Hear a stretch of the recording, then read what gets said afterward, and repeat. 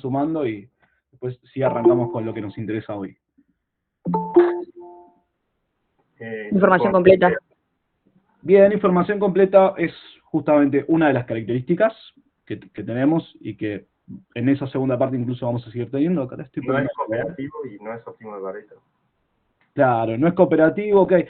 O sea, lo de información completa y lo de no ser cooperativo está bien, pero eso va a ser como común a todos los juegos que vamos a ver en esta parte, ¿sí?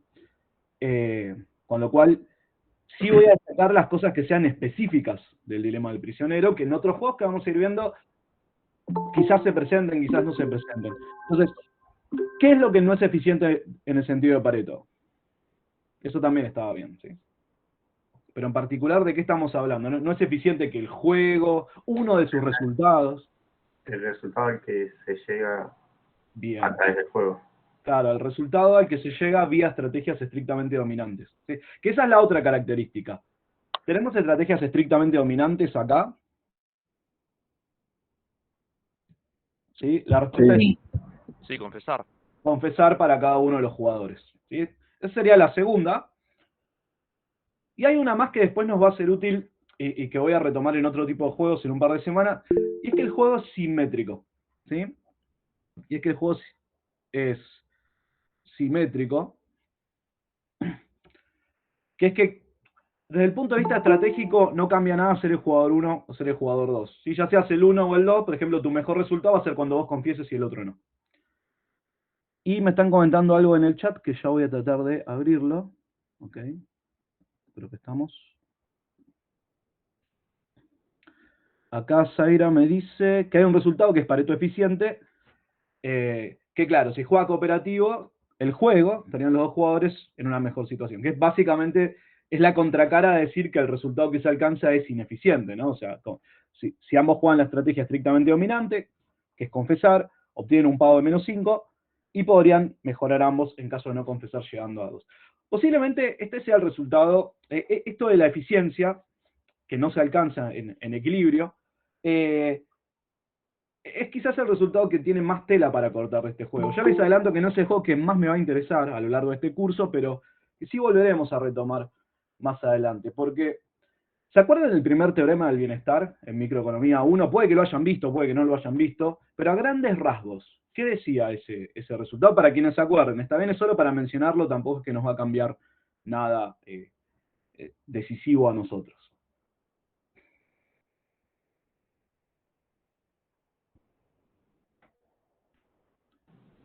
¿No era que una forma descentralizada de la economía podía alcanzar el óptimo de Pareto? Sí, está bien, a grandes rasgos eso es uno de los posibles enunciados. Todo equilibrio competitivo es eficiente en el sentido de Pareto, es una versión ya un poquito más formal, pero sí, va por ahí, ¿no? Entonces, fíjense lo que nos está pasando a nosotros, que tenemos una solución descentralizada, ¿está bien? Porque acá no hay ningún planificador que esté guiando a las personas, y hay un resultado que no es eficiente en el sentido de Pareto. Alguien podría pensar que esto es como una suerte de crítica a la teoría o a la teoría anterior, donde no había interacción estratégica, que podría ser, estaría bien. Yo lo que voy a decir simplemente es que estamos analizando ya escenarios distintos, ¿no? En un equilibrio competitivo hacíamos toda una serie de supuestos súper fuertes, y acá de algún modo estamos empezando a levantar algunos y viendo los cambios que se generan. Entonces, noten esto, porque nos va a volver a pasar, y es que cuando haya interacción estratégica, no necesariamente los equilibrios que se alcancen van a ser eficientes, en el sentido de Pareto. ¿Diría que es una crítica al primer teorema del bienestar? No, porque simplemente los supuestos son distintos. ¿Está bien? Estamos cambiando cosas que asumíamos que se cumplían en ese contexto, y ahora estamos viendo algo que puede ser incluso más general, si se quiere, o estamos contemplando escenarios que antes no estaban presentes. Tengan esta idea en la cabeza porque en el futuro va a seguir apareciendo, ¿sí? Bien, y el último comentario que quiero hacerles tiene que ver un poco con algo que en Osborne y en Watson van a encontrar, que es que muchísimas veces, digo, nosotros vamos a estar interesados en varias cosas. Ahora, desde el punto de vista del curso, lo más importante va a ser empezar a entender cómo funciona cada definición, ser precisos en ese sentido y tratar de desarmar los conceptos. Pero después de haber hecho todo eso, puede ser interesante ver qué también predice la teoría. Si esa es una pregunta súper relevante en economía, contrastar lo que una teoría predice con la evidencia empírica que se puede observar. Este problema también es dificilísimo de abordar. Por ahí en una clase donde tenga tiempo les hablo un poco de problemas o cuestiones súper interesantes en evidencia empírica, ¿no? Para lo cual hay algunos cursos en la facultad, o sea, econometría sería el primero. Ok, entonces, ¿qué encuentra Osborne en los experimentos que registra que se corrieron sobre el dilema del prisionero? O sea, si la teoría predijese bien y las personas tuviesen estas preferencias y fuesen racionales, ¿cómo debería observarse esto? ¿Qué consecuencia empírica deberíamos encontrar? En todas las oportunidades, ¿qué debería jugar cada persona? Si los pagos estuviesen bien, ¿no? Confesar. Confesar, 100% de las veces. Entonces, ¿encuentra esto Osborne y Watson? No, no encuentran 100%, encuentran un número bastante interesante, que es el 70%, ¿sí? En el promedio, o sea, 70% de las personas en los experimentos que han observado jugaron confesar, ¿sí? No es un 100, lo que nos aleja de lo que predice la teoría, pero tampoco es un número tan distante, o sea, es distante, ¿sí? Pero no es que nos dio un 30, un 20, no es que nos dicen nada que ver. Y acá hay varias cosas que podrían estar sucediendo, ¿sí? Y lo que voy a adelantar respecto a la evidencia empírica, porque es algo que muchas veces creo que se interpreta mal, tiene que ver con lo difícil que es que las personas, que uno represente las preferencias de las personas en un experimento, ¿sí? Normalmente estos experimentos se corren con valores monetarios. Entonces uno dice, bueno, 5.000, 2.000, 10.000 o 1.000, o te saco 1.000, te saco 10.000. Esto se puede convertir fácilmente en pagos positivos para seguir representando un dilema del prisionero. Es fácil encontrar otro tipo de ejemplos. Pero ahí radica la dificultad, ¿sí? Cuando uno incluye pagos monetarios, ¿sí? Valores monetarios, ¿las preferencias de las personas están representadas necesariamente por valores monetarios, sí o no? Piensen un poco. ¿Son los únicos aspectos que podrían aparecer a la hora de tomar una decisión? No. No. ¿Lo ven? La respuesta es no, claramente. Entonces, cuando uno corre un experimento y a la gente le ofrece plata, corre el riesgo de realmente estar dejando de lado otras cosas que en el juego nosotros sí estamos considerando. Recuerden que nuestros pagos, los que aparecen en la matriz, están incluyendo cualquier cosa, están representando, claro, moral puede ser, ¿sí? Altruismo. Entonces, puede haber, me gusta eso también, parentescos, amistad, ser socios. Bien. Lo que no quita que, aún en ese caso, puede ser que de todos modos se comporte como el dilema del prisionero, ¿no? O sea, el parentesco, amistad, ser socio, rige hasta que la situación es crítica. Y esto se ha visto. Ok, pero lo que voy es que normalmente cuando se corren estos experimentos, claro, es muy difícil que los pagos monetarios estén representando realmente las preferencias. En nuestra matriz, justamente la idea es que este menos 10 represente exactamente todo lo que a esta persona le parezca relevante. Si hubiese alguna cuestión moral, si hubiese alguna cuestión de amistad o lo que sea, ¿dónde lo tendríamos que haber reflejado? En los pagos, ¿sí? O sea, el pago contendría posiblemente un aspecto monetario, pero también un aspecto de otro tipo. Este es un punto que quiero remarcar ahora porque después va a surgir la pregunta de qué significa el 3-10 o lo que sea. Vuelven a representar preferencias, ¿sí? Pero justamente para representar preferencias, todo lo que sea relevante ya va a estar contenido en ese -1, en ese -10. Acá nosotros sí habíamos hecho lo supuesto de que las preferencias estaban representadas simplemente por los años de cárcel. Pero, insisto, si hubiese más aspectos, tendrían que impactar en los pagos y nosotros tendríamos que verlo en la matriz. Esto, en un experimento empírico, es súper difícil de captar. Por eso en muchos papers se muestran, bueno, le pagamos tanto, le pagamos aquello y esto, y tomó tal decisión, y ahí yo voy a decir, pero ojo, porque no sé si estás captando bien las preferencias. Generalmente en los buenos papers hay una discusión sobre este punto y tratan de defender un poquito lo que encontraron. Bueno, 70% entonces, y creo que ahí ya mencionaron ustedes los aspectos que pueden aparecer y que pueden desviarnos de ese 100%. Y hay un experimento más, ahora no recuerdo exactamente dónde lo vi, que lo hacen con economistas comparados con otras carreras. ¿Saben a dónde van eso? ¿A dónde va con economistas este 70%? Esto es increíble lo que... no es increíble, pero les puede sorprender un poco. O sea, condicional a hacer el dilema del prisionero con economistas. ¿Se mantiene el 70% o vamos a otro tipo de resultados? ¿Qué le sugiere la intuición? A ver, ahora se los voy a decir el número, ¿no? Pero... Que aumenta. Que aumenta, sí. De hecho pasa a ser algo así como el 90% entre economistas. ¿Y entre políticos lo hicieron? Entre políticos creo que... Ahí van a confesar. Creo que no, claro, creo que no lo han hecho, pero sorprendentemente entre economistas esto aumenta al 90%, lo que deja alguna cuestión. Hay varias hipótesis ahí. Una es la que deben estar pensando, que es que los economistas no somos la representación del mundo benevolente ni nada de eso.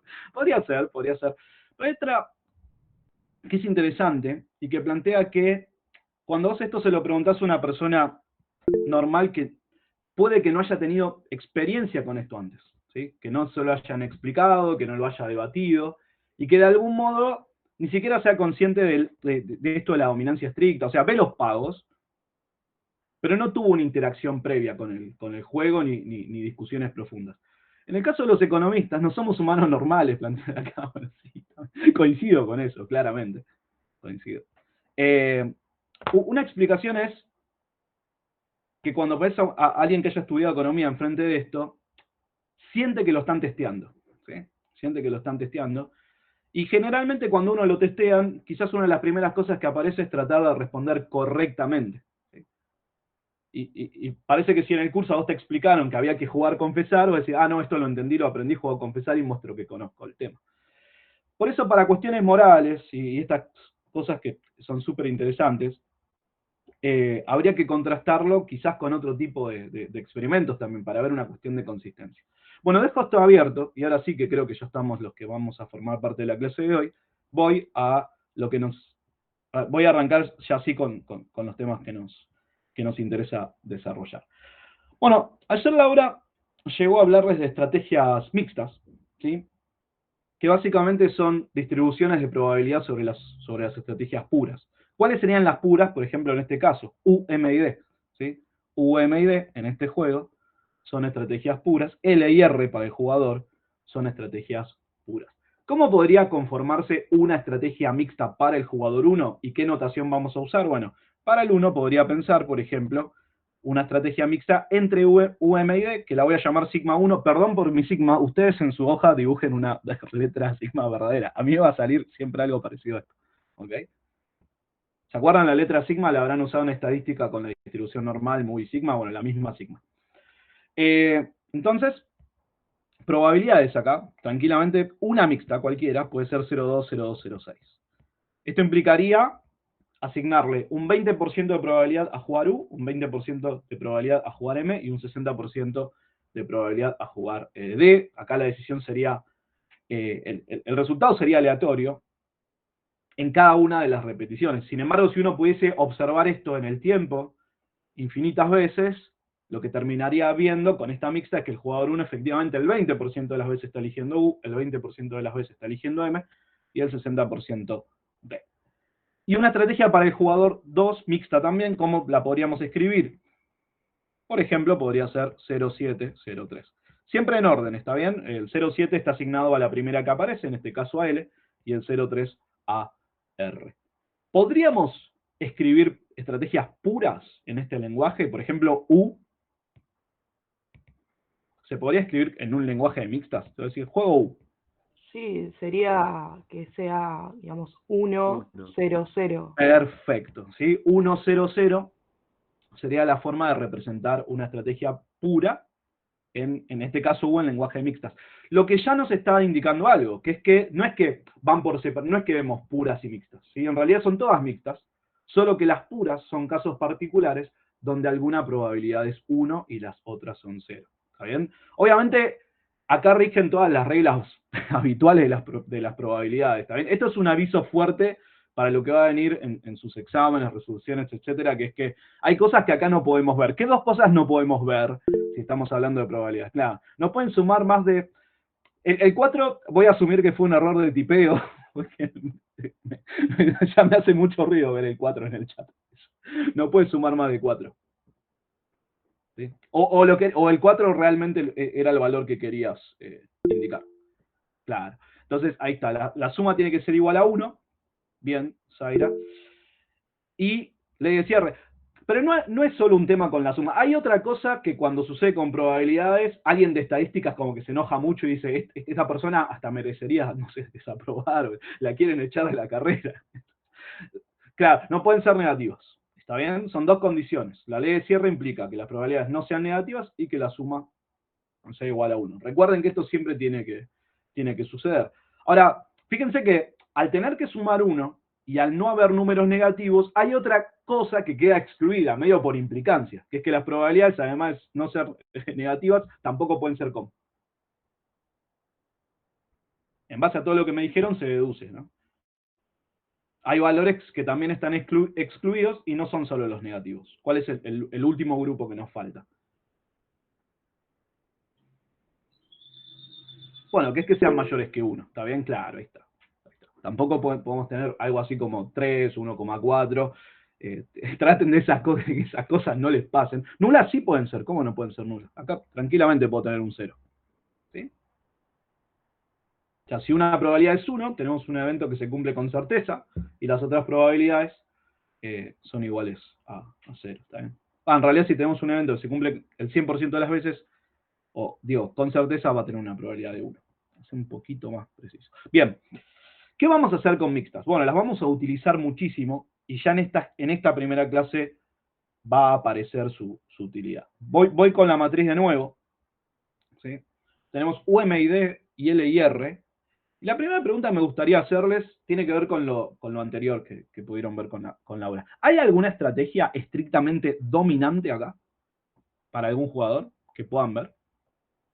Si es así, díganme cuál y empezamos a pensarla, ¿sí? Empezamos y pasamos a verificarlo.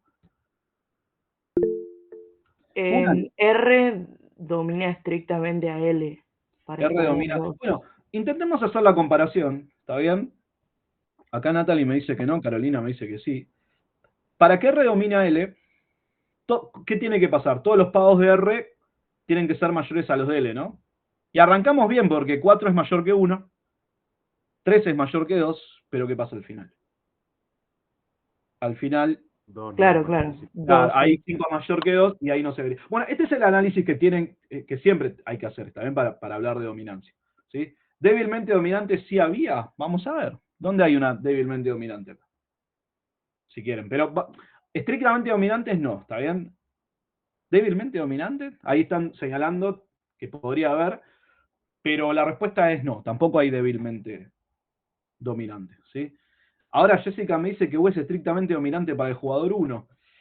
Bueno, vamos a verlo, ¿está bien? Para que U sea estrictamente dominante para el jugador 1, tiene que dar siempre un pago mayor al de cualquier otra estrategia para ese jugador, independientemente de lo que haga el otro. Entonces, si yo comparo contra L, vengo bien, porque le gano a M y le gano a D, pero ¿qué pasa en R? R, cuando yo juego U, da un pago de 0, y M y D son mejores. Entonces, ahí ya puedo decir que U no es estrictamente dominante. Bueno, vamos con algo que podría estar sucediendo también. Estrictamente dominantes no hay. Estrictamente dominadas. Si consideramos solo puras, que es lo que tenemos hasta el momento, ¿hay? No, porque tendría que haber estrategias estrictamente dominantes. Bueno, resulta, ese también es un punto interesante para ir organizándonos.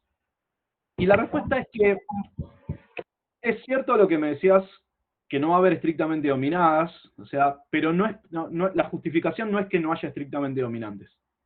Puede haber estrategias estrictamente dominadas sin que hayan estrictamente dominantes. ¿Por qué? Porque la comparación para decir que una estrategia es estrictamente dominante es contra todas las demás. ¿Sí? Es súper general decir que algo es estrictamente dominante. Sin embargo, para decir que una estrategia es estrictamente dominada, la comparación es de a pares. ¿Ok? Vamos a redondearlo muchísimo esto en los siguientes ejemplos. O sea, puede haber una estrategia que domine estrictamente a otra, pero solamente a esa, sin ser estrictamente dominante. Es más, cambio algunos valores para que se vea el ejemplo. Tengo 10,4 para U, 9,3 para M, y sin embargo 5,15 para D. Ven, con esos pagos, M estaría estrictamente dominada por U, pero U no sería estrictamente dominante, solo dominaría a M. Pero para ser estrictamente dominante tendría que dominar también a D, y esto en ese caso no sucedería. ¿Bien? Son cosas que quiero ir aclarando. Estas primeras clases van a tener muchísimas aclaraciones, ¿sí? Porque es donde estamos empezando a internarnos en las definiciones. Bien. Y Brian señala que M es dominada. Recuerden que estamos hablando de puras. Siempre que digamos que una estrategia es estrictamente dominada o dominada, tendríamos que poder decir además qué cosa. ¿Por quién? ¿Cuál es la estrategia que la domina estrictamente? Entonces, Brian, te invito a que trates de responder eso. ¿Qué estrategia domina estrictamente, qué estrategia pura domina estrictamente a M? Si esto es cierto. Vale cambiar de opinión también. Me dicen U y D. No, U y D no es una pura. ¿Está bien? Las puras son U o D. Entonces, de nuevo, cuando yo trabajo con puras, el análisis se hace de manera individual. Quizás lo que estás tratando de pensar va en otra dirección. ¿Se entiende el punto? No existe tal cosa como U y D. Sin embargo, ¿qué podría construir? Y ahora sí estoy abriendo la puerta. Podría decir, hago una mixta en la que juego 50% de las veces U y 50% de las veces D. Entonces me quedaría 5 y 5, 5. Ahí está. Vamos a hacer eso. Vamos a hacer lo que sugiere Carolina, ¿está bien? Que es plantear una mixta entre U y D. Pero fíjense que es muy distinto el enunciado, porque hay que especificar probabilidades, hay que ser específico, y decir algo tal como U y D es tan abierto que no tiene interpretación práctica. ¿Okay? Porque ¿cuántas mixtas podemos construir que utilicen solo U y D? Bueno, infinitas. Y acá Carolina en particular eligió 0,5 y 0,5. A ver, una pregunta. Sí. ¿Las estrategias mixtas se comparan solamente con otras estrategias mixtas o pueden dominar estrategias puras las mixtas? Bueno, eso se contesta así como lo estás preguntando con lo que había dicho antes. Las puras son casos particulares de las mixtas. Con lo cual la comparación es todo contra todo. Ah, claro. ¿Sí? Y ahí está. Bueno, a ver, Emiliano señala algo más. ¿No podría decirse que M da un mejor resultado independientemente de lo que haga el jugador 2? Bueno, ahí, Emiliano, esto lo voy a ver, ¿eh? Esto lo voy a revisar en la clase de hoy, en un ratito. La respuesta es no, porque vos estás diciendo independientemente, pero posiblemente no estés pensando en un independientemente, sino que estás pensando en un comportamiento más específico del 2. Porque, mira esto, si yo te digo, el jugador 2 va a elegir L, por la razón que sea. Piensa que elegir L es una excelente opción y va a jugar eso. ¿M te da el mejor resultado ahí? Y la respuesta es no, porque convendría jugar U. Otro cantar es si el jugador 2 elige una mixta entre L y R, pero eso lo voy a revisar en un ratito. ¿Ok? Ya veremos. Entonces, no te da el mejor resultado, pero te da seguridad. Te puede dar seguridad, sí, ok. O sea, eso también depende de la utilidad que tenga el jugador, ¿o no? Y bueno, pero ahí está la utilidad, es 4 y 4. ¿Sí? Los pagos, y esto también lo señaló seguramente Laura ayer, los pagos, cuando uno trabaja con la forma de utilidad esperada, ya los pagos contienen la posición frente al riesgo de la gente. Puede que no hayan visto riesgo nunca, y esto es algo que vamos a considerar. En algunas semanas les dejaremos una clase para discutir el tema en detalle, para ver esas sutilezas de cómo trabajar con utilidad esperada. Pero básicamente ya todo está incluido acá. Eso es lo que voy a adelantar hoy. El 4 y 4 ya contienen cualquier tipo de consideración frente al riesgo. Bien, Luciana. Esta estrategia mixta domina estrictamente a M. Fíjate que estoy cambiando algunas cositas en el enunciado, ¿sí? No voy a decir es estrictamente dominante a M, porque cuando yo digo que algo es estrictamente dominante, siempre voy a estar comparando contra todo el resto de alternativas. Pero fíjate, es súper pequeño el cambio, porque domina estrictamente a M. ¿Okay? Con eso... Y ahí la respuesta es sí, y vamos a ver cómo. ¿Cómo vamos a verificarlo? Eso es lo que vamos a hacer ahora. Fíjense que acá es justo lo que está planteando Laura. También me gusta que haya hecho esto. Esta presentación la editó ella, las mías son súper rústicas en comparación. Compara, ¿qué es 0-1-0 para el jugador 1? Básicamente, ¿qué pura? ¿Jugar qué? M. Jugar M, claro, ¿está bien? Jugar M. Ok, entonces, ¿cómo pruebo que esta estrategia mixta domina estrictamente a M? Un medio, 0, un medio. Bueno, para probarlo lo que tenemos que hacer es calcular las utilidades esperadas ante cada escenario que pueda darse, ¿sí? O sea, para que U domine a M, para que la mixta domine a M, perdón, la mixta tiene que ser mejor que L ante L y ante R. Y esas dos cosas las vamos a verificar por separado. Entonces voy a hacer las cuentitas acá, mi hojita. Voy a calcular la utilidad esperada, ¿sí? Yo voy a escribir simplemente utilidad a secas, asumiendo que ya sabemos que se esperaba, porque esta es la notación que usa Watson, así trabajamos con la misma, pero tranquilamente se puede agregar utilidad esperada y no hay ningún problema. La utilidad esperada, entonces, de elegir sigma 1, que es la que estamos usando arriba. Acá, bueno, voy a usar mantener la notación de Laura, que la llamó sigma 1-1, ¿sí? Una estrategia, debe haber querido decir una estrategia mixta del jugador 1 que está llamando 1 también. Cuando el jugador 2 elige, ¿qué? Elige L. ¿Está bien? ¿Cuál es la utilidad esperada acá? ¿Cómo se obtendría? ¿Cómo se piensa? Vamos a ver eso en primer lugar. La aleatoriedad, el riesgo acá yo lo tengo porque mi comportamiento es aleatorio. Ya el jugador 2 está eligiendo L. ¿Qué va a pasar? Que el 50% de las veces voy a estar eligiendo U. Entonces la primera pregunta es, ese 50% de las veces, ¿qué utilidad obtengo? Y esa es la utilidad que obtengo cuando termino jugando U si el otro jugador eligió L. ¿Cuánto es esa utilidad? Y sería 10. Claro, es 10. ¿Sí? Más, el segundo término no lo escribo porque hay un 0, M no la estoy jugando en esta mixta, así que vamos directamente al tercero. ¿Qué utilidad obtengo el otro 50% de las veces? Este sí lo voy a escribir por ahora. 0. 0, ¿lo ven? Perfecto. Porque cuando yo elija, creo que es D, y el otro eligió, sí, L, mi pago va a ser 0. Por lo tanto, esta utilidad esperada resulta ser 5. ¿Qué me importa el 5? En particular, ¿contra qué lo voy a comparar para mostrar lo que tengo intenciones de hacer? Y contra los 2 4 que hay en la estrategia M. Me gusta que haya señalado los 2 4, pero en particular acá voy a estar comparando contra los 2 4 este valor. No, bueno, voy a estar comparando con el 4 que aparece en, Claro. en LM, sería. Con el primer 4. ¿Ves, Carolina? Este ejemplo, de paso, tiene alguna dificultad pedagógica, según lo que está señalando, que es que tenemos la mala suerte de que los dos valores sean 4. Entonces, eso puede llevar a alguna confusión, por eso es que te pregunté por cuál 4, en este caso contra el primero. Acá lo voy a aclarar igual. Es mayor que 4. ¿Qué sería ese 4? La utilidad del jugador 1 cuando elige qué cosa. Cuando elige M y el otro jugador elige qué. Y el otro jugador elige L. Perfecto, perfecto. ¿Sí? Ahí está el punto. Es el primer 4 porque yo estoy dejando fijo al otro jugador en L. ¿Sí?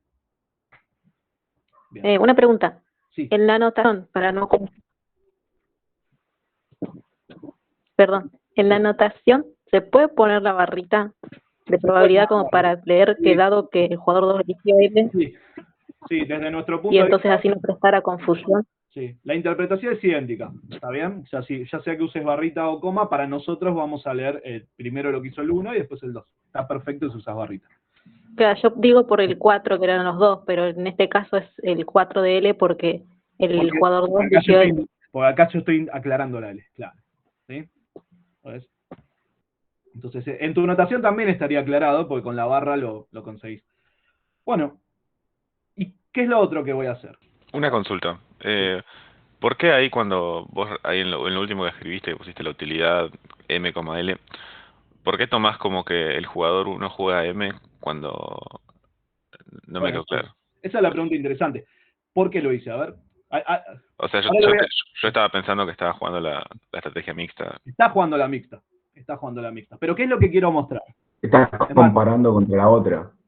Claro, pero a ver, ahora le voy a pedir ayuda a Jeremías de vuelta.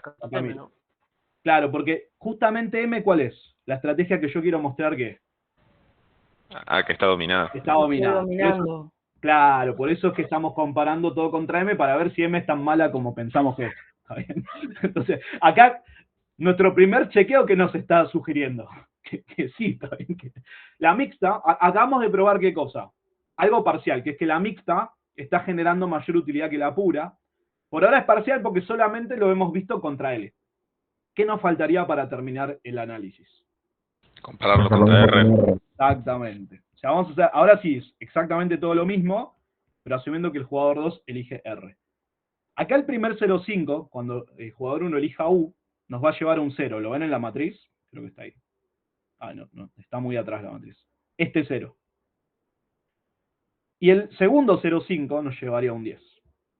Obviamente esto da, porque 0,5 por 10. ¿Cuánto nos da esta segunda utilidad esperada? 5 también. Y ahora el 5, me río un poco, me acuerdo de lo que comenté antes. ¿Contra qué valor lo vamos acá a comparar? Contra el otro 4. Contra el otro 4, ahí está el punto. Contra el otro 4, el segundo. Para ser claro con esto, ¿qué voy a decir ahora? Que ese segundo 4, ¿qué es? La utilidad del 1 cuando pasa qué cosa. Cuando pasa M y R. Perfecto. ¿Sí lo ven? Ahí está. Es más, esto me invita para el año que viene, a ver Carolina, porque creo que lo estás viendo. Para el año que viene, ¿qué es lo que me encantaría hacer? Que puedo hacer todos los cambios que quiera, ¿no? Pero dado esto, que el segundo Cambiar el valor, 4. claro, lo cambio, claro que Claro. dejar un 3 y un 4. Y capaz que los 5 están varios. 10, 0, 0, 10 Sí, también. sí. Cambiarlo a 12, ¿no? Como cambiar el segundo 10 a 12, perfecto. Para que sea más claro el análisis y no sugiera confusiones. De todos modos, haciendo las aclaraciones necesarias se ve lo que estamos haciendo. Pero claro, para el año que viene me podría ahorrar tiempo en las aclaraciones cambiando un poquito los números. Ok. Hemos podido mostrar entonces que M es una estrategia estrictamente dominada por la mixta 0, o sea, sigma 1, 1, acá vuelvo a usar la notación de Laura, un medio, que es un medio, 0, un medio, domina estrictamente a M. Domina estrictamente a M. Perdón, yo me quedé pensando en la pregunta que te hice recién, lo de por qué pusiste M. O sea, eso sería, MR sería la estrategia que vos tendrías que jugar en puras para que al jugador 2 le paguen 4. Eso tendría que ser. No, ¿No? de hecho, no es. Este 4 es un pago para el jugador 1 también. O sea, la idea es ver si M está estrictamente dominada. Entonces, lo que estoy tratando de ver es si la mixta que estamos planteando, a mí me está llevando, a mi jugador 1, ¿no? Me está llevando siempre a mejores pagos que elegir M. Entonces, ¿qué hice en el primer caso? Dije, bueno, si el otro jugador elige L, la mixta hace que me vaya mejor que M. M me da 4, mientras que la mixta 5. Si dejo al otro jugador fijo en L. ¿Te hago una consulta? Pero estoy tratando de responder la anterior, ¿sí? Ahora déjame terminar y ahí veo tu consulta. Entonces, en el segundo paso, lo que hice fue el mismo análisis, dejando al otro jugador fijo en R. Pero son siempre utilidades del 1, porque el 1 es el que está tratando de ver si siempre está mejor eligiendo la mixta que eligiendo M. Ahora sí, Santiago. Ahora, claro, sí, ahora entendí. Gracias. De nada. Esto se da porque estamos jugando con esas probabilidades específicas. Si Sí, cambiamos claro. las probabilidades, ya no puede que no sea estrictamente dominante. Puede que otras estrategias no dominen estrictamente a M. Okay. Eso lo vamos a ver, ¿sí? Ahora, ¿qué pregunta estábamos intentando responder recién? Si M era estrictamente dominada. Y este es el punto. Para que M sea estrictamente dominada, formalmente, ¿qué pregunta nos estamos haciendo? ¿Existe al menos una estrategia del jugador 1 que domine estrictamente a M? Y en base a lo que hicimos recién, ¿qué podemos concluir? Que sí, que la mixta. Exactamente, la mixta que acabamos de encontrar domina estrictamente a M, con lo cual ya nos alcanza para responder la pregunta que había hecho. Lo que vos decís ahora, creo que está apuntando a otra cosa que vamos a hacer, y es, ¿esta es la única mixta entre U y D que domina estrictamente a M? ¿O habrá otras? ¿O cualquier mixta entre U y D va a dominar estrictamente a M? ¿Ven? Ese ya es un análisis un poquito más general. Y de hecho se recontra justifica porque el 50505 fue simplemente un ejemplo, casi diría como para probar, y resulta que funcionó, perfecto, funcionó. Pero si uno quisiera encontrar desde el vamos todas las mixtas entre U y D que dominen estrictamente a M, ¿podríamos hacerlo? Bueno, la respuesta es sí, y ahora les voy a mostrar cómo. Acá en este caso, Alan, te las hago una mixtas fueron consulta. un supuesto solamente, ¿no? Un supuesto podés interpretarlo así, también podés leerlo como el análisis de un caso particular. Ok. Pero digamos, es como que la supusimos, no es que la sacamos de ningún lugar del ejercicio en Claro, claro. particular. Yo dije, Claro, voy a analizar este caso y ver qué pasa. Y ese claro, caso claro, perfecto. lo dije porque. Por eso ahora vamos a hacer un análisis más general. Perfecto. Y se puede buscar un intervalo. Claro, ¿qué es lo que vamos a hacer ahora? Entonces, ¿qué pasa? Si yo ahora me olvidara del 0,5 y 0,5, o intentara responder otra pregunta que es, bueno, pero ¿cuáles son todas las que puedo construir entre U y D? ¿Cómo podríamos hacer eso? ¿Cómo podríamos plantear una mixta que nos permita hacer un análisis más general? En lugar de 0,5 y 0,5, que es la preocupación que me estaban transmitiendo recién. Escribiendo qué valores. Y ahí es donde vamos a hacer algo muy típico de economía, que es que en lugar de trabajar con valores puntuales, ¿qué vamos a hacer? Vamos a trabajar con... Algo genérico. Claro, algo genérico, variables, parámetros. Bien. Entonces, vamos a asignarle, claro, incógnitas. Vamos a asignarle P a U, 0 a M, y 1 menos P, esto se los tendría que haber preguntado todos ustedes, y 1 menos P a D. Pero acá lo importante de vuelta, para lo que quiero hacer es, ¿por qué 0 a M? ¿Por qué M, 0? Y no le estoy dejando otro valor. Porque M justamente, ¿qué estrategia? La que estoy tratando de... Claro, porque es dominada. La que estamos viendo, claro, estamos tratando de ver si es dominada, que es la que no la vamos a usar, claro. Exactamente. Queremos probar que es dominada, entonces combinamos otras cosas. O sea, presuntamente M es mala, ¿está bien? Entonces queremos ver si hay combinaciones entre otras estrategias que sean mejor que M. Bueno, la buena noticia es que ahora tengo que hacer lo mismo que recién, pero con P. Entonces voy a calcular la utilidad esperada del jugador 1, jugando sigma 1, 1, cuando el jugador 2 elige la primera de sus acciones, que ahora no me acuerdo cuál era. Creo que era L. ¿Sí? Va a cambiar un poquito el cálculo, pero mi punto es que no es nada difícil. Ahora perdí la hoja donde... Yo me fui recontra re adelante. Ok.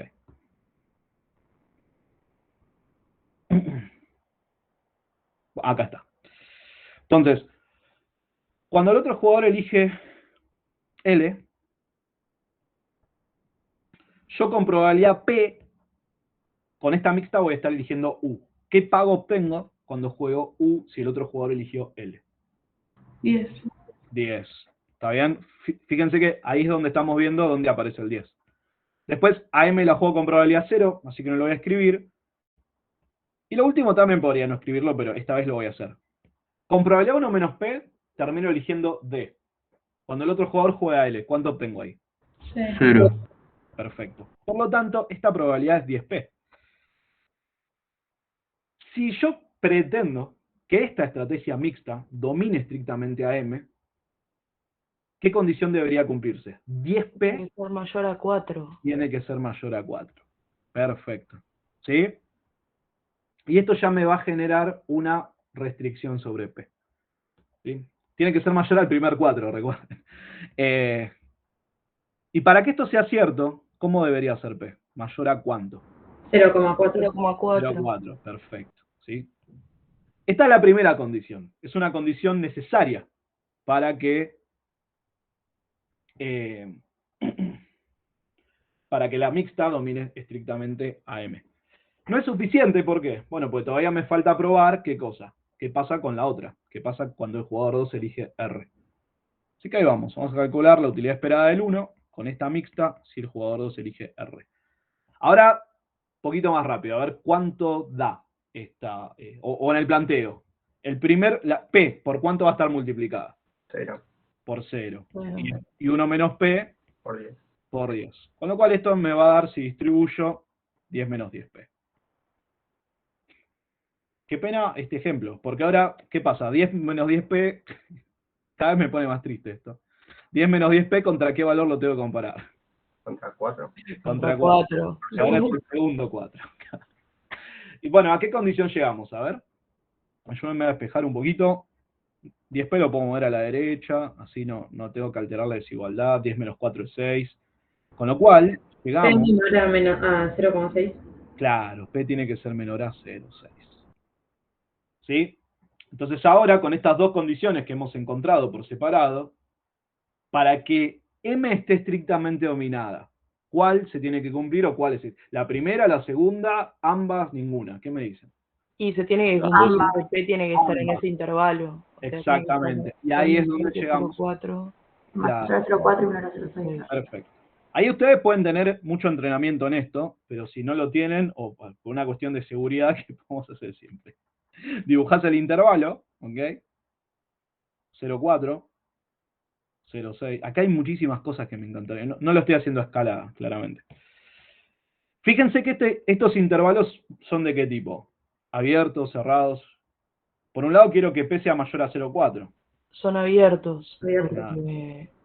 Porque si fuera menor. No es si igual. fuera justo 0,4 sería dominancia débil. Claro, porque ahí yo tengo el mayor estricto, ¿está bien?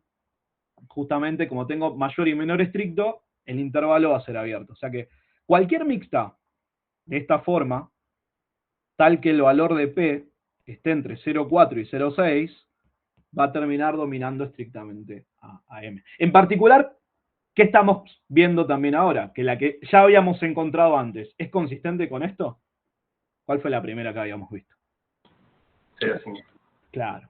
0,5 y 0,5 funcionaba, pero porque efectivamente pertenece a este intervalo. Bueno, de esta forma nosotros ya no vamos a tener la necesidad como de apostar o de analizar un caso y ver qué pasa, sino que podemos,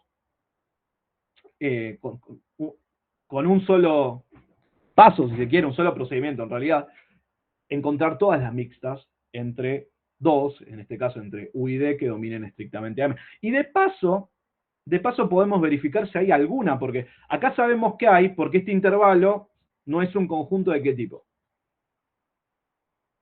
No es un conjunto, déjenme, perdón por usar esta palabra, no es vacío, ¿sí? Hay cosas consistentes con probabilidades que estén entre 0,4 y 0,6.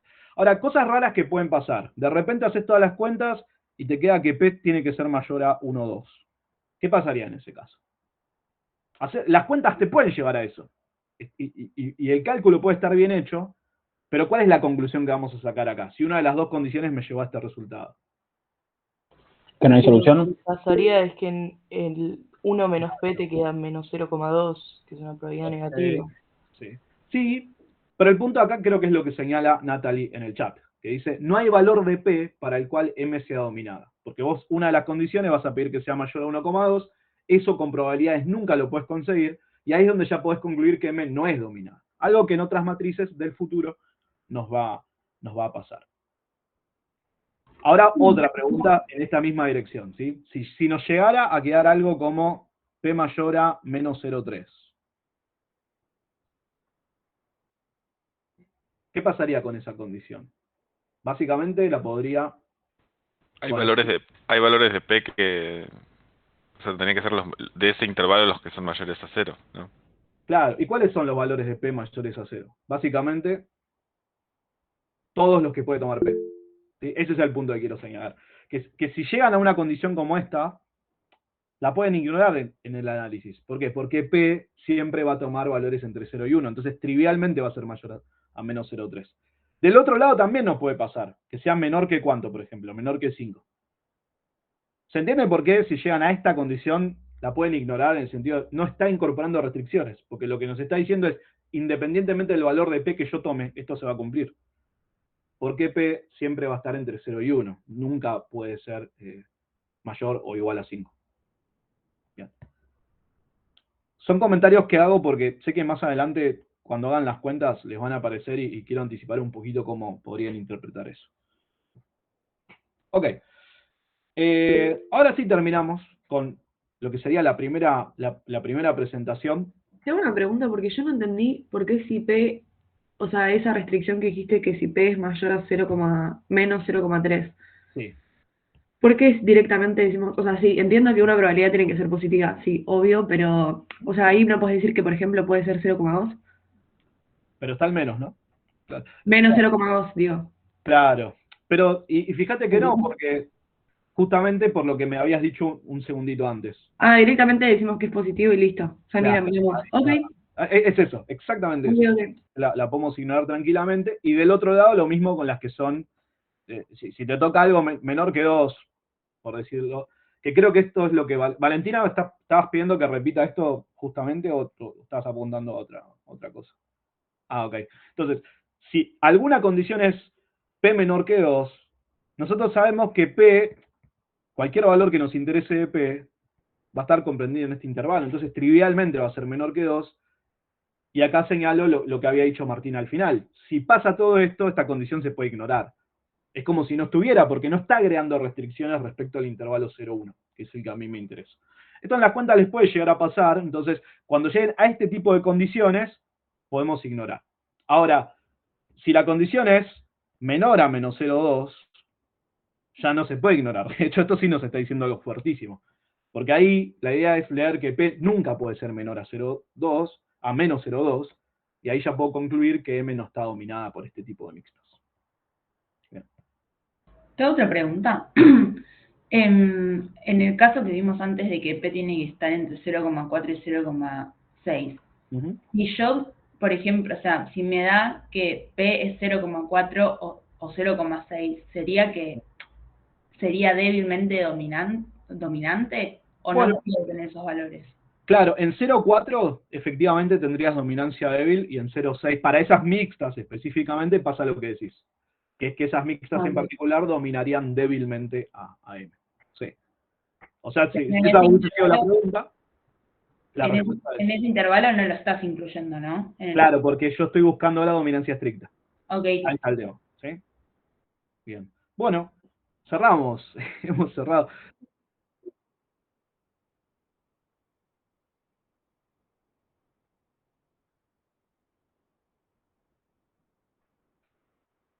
Claro, depende un poco de cómo esté escrita, ¿no? Porque, y acá creo que Emiliano me pregunta lo mismo. Si nos quedó algo como P mayor a 1 o 2, yo sé que esto en el mundo de las probabilidades es imposible. Entonces ahí digo que ya M no está dominada. Ahora, las que voy a poder ignorar son estas. ¿Ven la diferencia entre las dos? Esto en términos de P nunca pasa. Pero la de abajo, lo escribo así. Siempre pasa. Entonces, ¿cuál es la que se puede ignorar? La que se ignora es esta. La segunda. Claro, la segunda. Esa la dejo de lado porque sé que no me preocupa porque esto pasa siempre. Y la primera me diría que M no está dominada. ¿Sí? Porque nunca pasa. Entonces no hay manera de construir una mixta que cumpla con esta condición. Ahí concluyo que M no está dominada. De nada. Bueno, lo vamos a ver en otro ejemplo, esto en un ratito. Pero, no, creo que en el ejemplo me vuelven a dar valores todos lindos porque uno en las slides, cuando tiene la autoridad de elegir los valores que quiera, siempre hace que todo funcione fantástico. Después en los ejercicios, bueno, la historia cambia. Y ahí es donde hay que empezar a jugar y ver todas estas cosas. Bueno, a ver qué tengo acá. Bueno, ahí terminé con la primera. No se preocupen porque estas cosas las vamos a seguir trabajando. Vamos a arrancar con la de hoy. Vamos a arrancar con la de hoy. Acá hay una diferencia enorme. Bueno, ya se van a dar cuenta. Quiero que hablemos en primer lugar de eliminación iterativa, ¿sí? ¿Qué es la eliminación iterativa? Bueno, antes de responder eso, tratemos de ver el juego con los elementos que tenemos hasta el momento, y de momento solo en puras, también tratemos de ver solo puras, después vamos a incluir mixtas también, pero veamos acá esto en puras. ¿Hay alguna estrategia? Miren este juego con atención, les voy a dar un par de minutos, y traten de contestar todo esto, si hay estrictamente dominantes, para el jugador 1 y 2, si hay estrictamente dominadas, les doy un minuto mientras busco agua, vuelvo y me responden, ¿sí? Pero miren la matriz, vayan anotando sus conclusiones, y me dicen, y recuerden que ahora solo estamos mirando puras.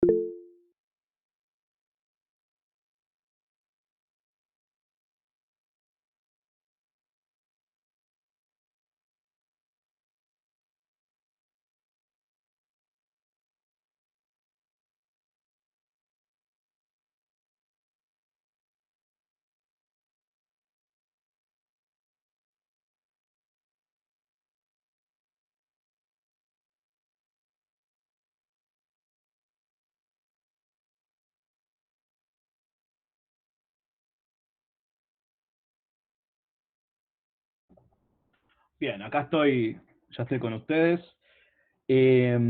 Acá estoy trabajando en un 3x3 a propósito, ¿sí? Realmente quiero que veamos, porque en un 3x3 empieza a quedar mucho más clara la diferencia entre una estrategia estrictamente dominante, que es comparar contra todo, y una estrategia estrictamente dominada. Así que bueno, vamos a ver, ahí voy a ir viendo lo que pusieron en el chat, pero vamos con la primera pregunta de todas, que es, para el jugador 1, ¿hay alguna estrategia estrictamente dominante? No. Y la respuesta es no, exactamente, no hay una estrategia que siempre sea lo mejor independientemente de lo que haga el otro. ¿Hay para el jugador 2 alguna estrictamente dominante para el 2? Tampoco. Sí, sí. No. Acá tengo No, una hay, diferencia. hay una estrictamente dominada, pero no una estrictamente dominante. Ahí está. Estrictamente dominante, vamos a ver si hay. Y la respuesta es no. No hay estrictamente dominante. Se podría postular la E, pero vamos a mostrar por qué la E no lo es. Porque para que sea estrictamente dominante, tiene que pasar ¿qué cosa? Que domine a quién. Tanto, Para los dos. claro, ambas. Sí, a F. Acá está la clave, ¿sí? Y por eso es que quería trabajar sí o sí con un 3x3. ¿Pasa esto? ¿Domina estrictamente a F? Y no, porque si el jugador 1 elige C, Sí. al jugador 2 le conviene elegir D, no E. Claro, o sea, está bien. No domina estrictamente, o sea, lo que me está diciendo Laura es no domina estrictamente a D. Perfecto. Y esa Claro, es si el jugador 1 elige C, al jugador 2 le va a convenir elegir D. Entonces, ahí podemos concluir que E no es estrictamente dominante. Perfecto.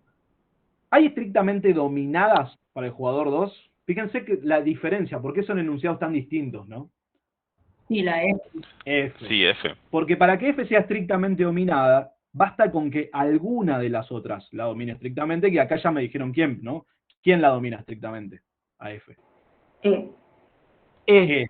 E siempre da pagos más altos, fíjense, 4 es mayor que 1, 5 es mayor que 2, 4 es mayor que 1, al final también.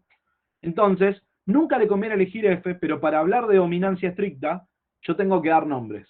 Y ahí es lo que hace Natalie en el paso anterior, ¿no? F es dominada por E. ¿Ok? ¿Es dominada por D? Si quisiera hacer esa comparación, diría que sí. ¿E es dominada por D? ¿Sí o no? No. Y la respuesta es no, exactamente. No. Justamente eso es lo que estoy buscando ahora, que vayan viendo bien dónde mirar para responder a cada pregunta. D no domina estrictamente a F por culpa del 0 que está acá, que ocurre cuando el jugador 1 elige B. ¿Sí? Ok, entonces, fíjense que con dominancia, con lo que sabíamos hasta ahora, no puedo decir realmente mucho. Lo único que puedo concluir es que hay una estrategia pura F para el jugador 2 que está estrictamente dominada. ¿Dominadas para el jugador 1 había? Porque eso no hay. No hay, ¿está bien?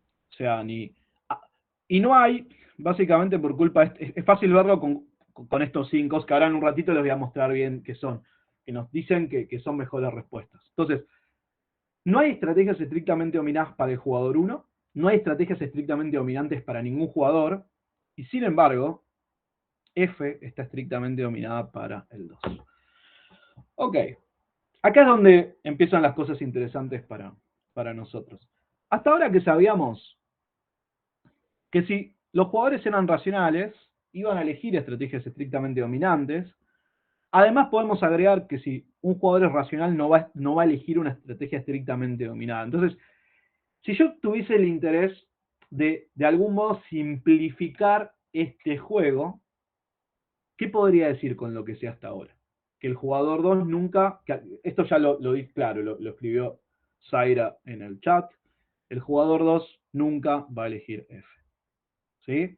Y el jugador 1 sabe eso. Y esto es lo que vamos a discutir ahora, claro. Y por ende tampoco va a jugarse el jugador 1, ¿o no? Claro, eso es lo que vamos a ver ahora. Sí. En el primer paso, solo con la racionalidad del 2, yo pude, para ese jugador, eliminar F. Ahora, si el jugador 1 supiese que el 2 es racional, acá es donde se abre toda esta cosa interesante. ¿Qué podríamos hacer en este juego nuevo, reducido? Ya no es el original, sino que es uno nuevo donde ya el jugador 1 prevé que el jugador 2 no va a elegir F. Y me lo acaban de decir recién. ¿Qué es lo que no va a elegir el jugador 1 en este juego reducido? C. ¿Lo ven? ¿Ven por qué? Porque una vez que puedo ignorar F, dado que ya la eliminamos en el primer paso, resulta que en el segundo, C nunca debería ser elegida. Pero de nuevo, acá el análisis lo tengo que hacer bien, como siempre. ¿Por qué no vamos a elegir C? Tiene que ser...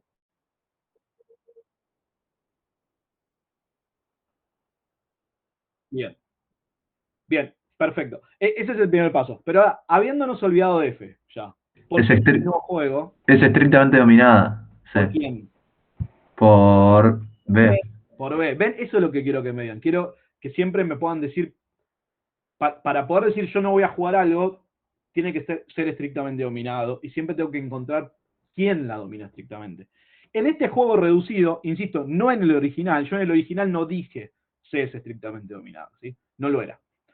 Pero en este proceso que vamos a llamar eliminación iterativa, vamos a ir considerando versiones del juego cada vez más pequeñas. Entonces, ¿qué puedo hacer ahora? Ahora sí puedo eliminar C, porque en este juego reducido, C es estrictamente dominada por B. Pero fíjense que para eso tuvimos que agregar, en términos predictivos tuvimos que agregar un supuesto, porque para eliminar F, para el jugador 2 era fácil, ese supuesto ya lo habíamos hecho, que es que el jugador 2 tenía que ser racional. Pero ¿qué tengo que asumir de más si quisiera que el jugador 1 tranquilamente elimine C? Me lo señalaron hace un ratito, que es que el jugador 1 Que sabe. Claro. Que sabe que va a eliminar ese, el jugador 2. Ahí va. O sea, que no va a jugar. Excelente. O sea, conoce las preferencias del jugador 2.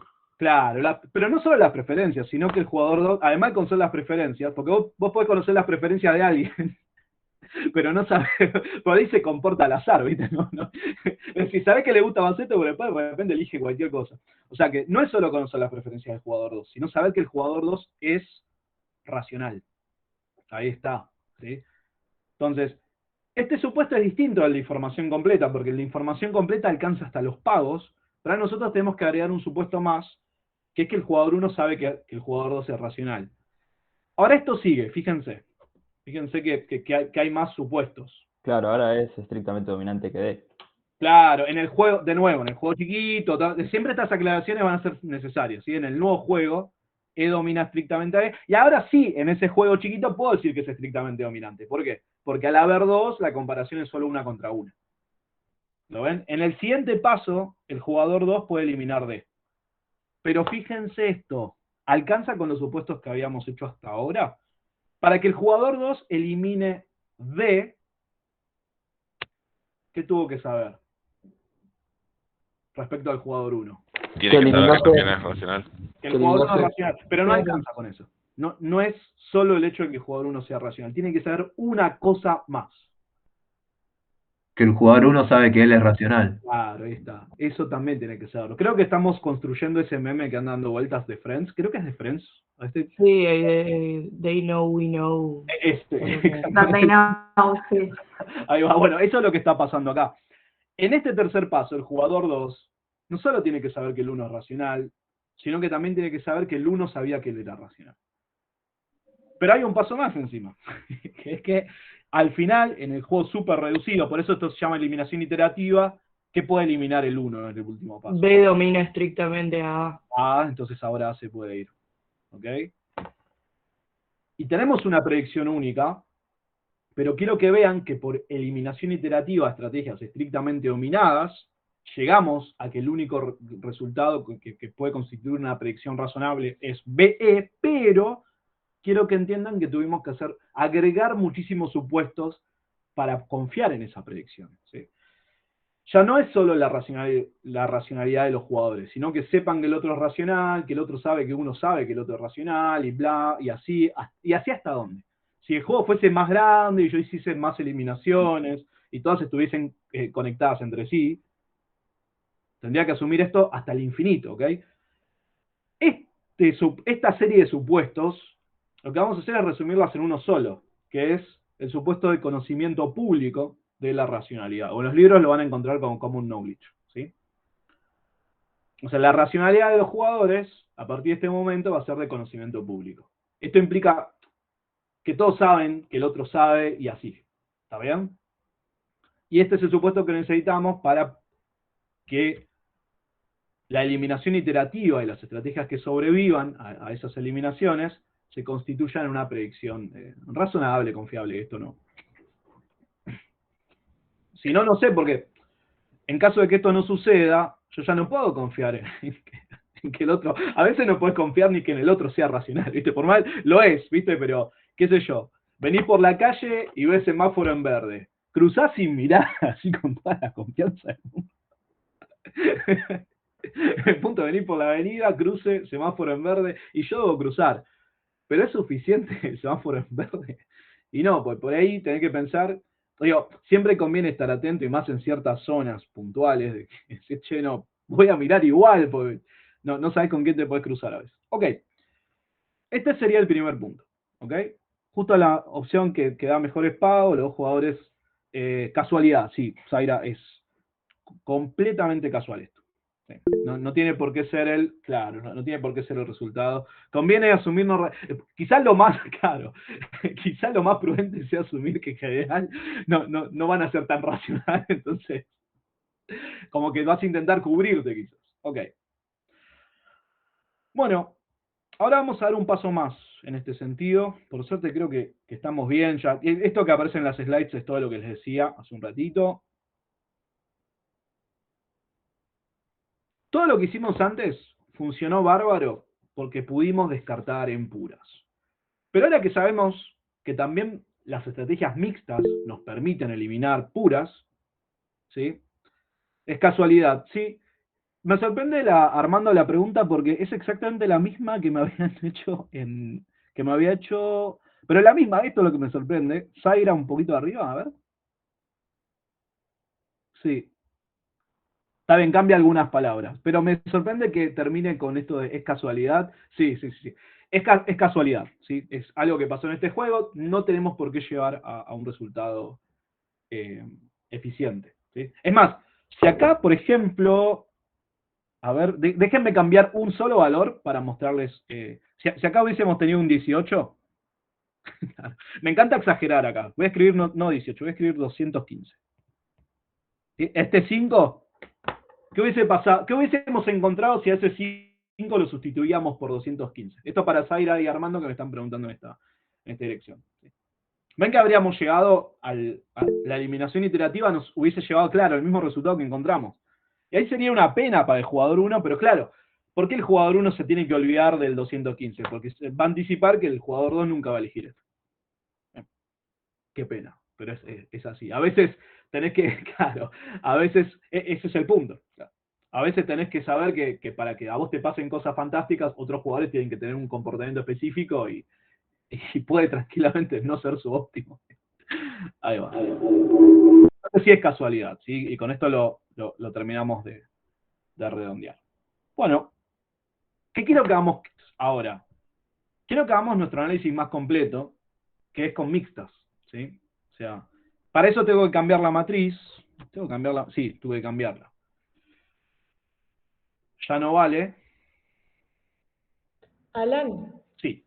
Tengo una pregunta. Estabas diciendo algo y justo respondiste la pregunta. Algo de estrategias mixtas antes de empezar con el caso de estrategias mixtas. Lo de mixtas es lo que vamos a ver ahora. Y es que todo lo anterior funcionó de manera muy sencilla para la eliminación iterativa, ¿sí? Y el análisis fue muy simple.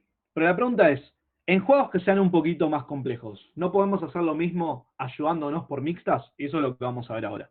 Y acá, justo Gabriel en el chat propone un ejemplo. Generalmente son súper aleatorios los ejemplos que pueden elegir. Pueden ser tremendamente buenos o pueden ser un desastre que no era el punto. Pero en este caso sí, está muy bien. Porque si el otro no tiene nada, puedes decir, bueno, querer está estrictamente dominado. Casi. Hay cartas que específicamente hacen eso, ¿no? Por ejemplo, un 4 al final, o te quedan 2 4, te mataron en la primera, y bueno, medio te quedan 2 4. Ok. Entonces, en ese caso sí pasa. Te perdés las cartas grandes porque el otro siempre te va a decir que no. Ahora quiero que vayamos a esta matriz. Hagamos lo mismo que antes. Hagamos lo mismo que habíamos intentado hacer un ratito antes. Miremosla con calma y tratemos de ver si hay estrategias, primero en puras, siempre primero en puras, que sean estrictamente dominantes y que haya también estrictamente dominadas. ¿Sí?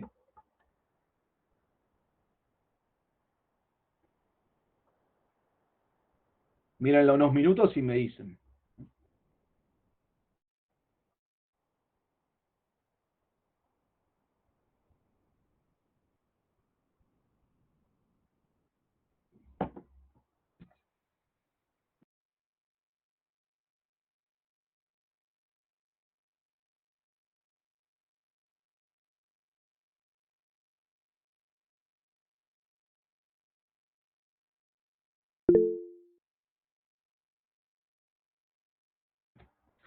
Bueno, acá Guido me dice que no hay nada. Y efectivamente, ¿está bien?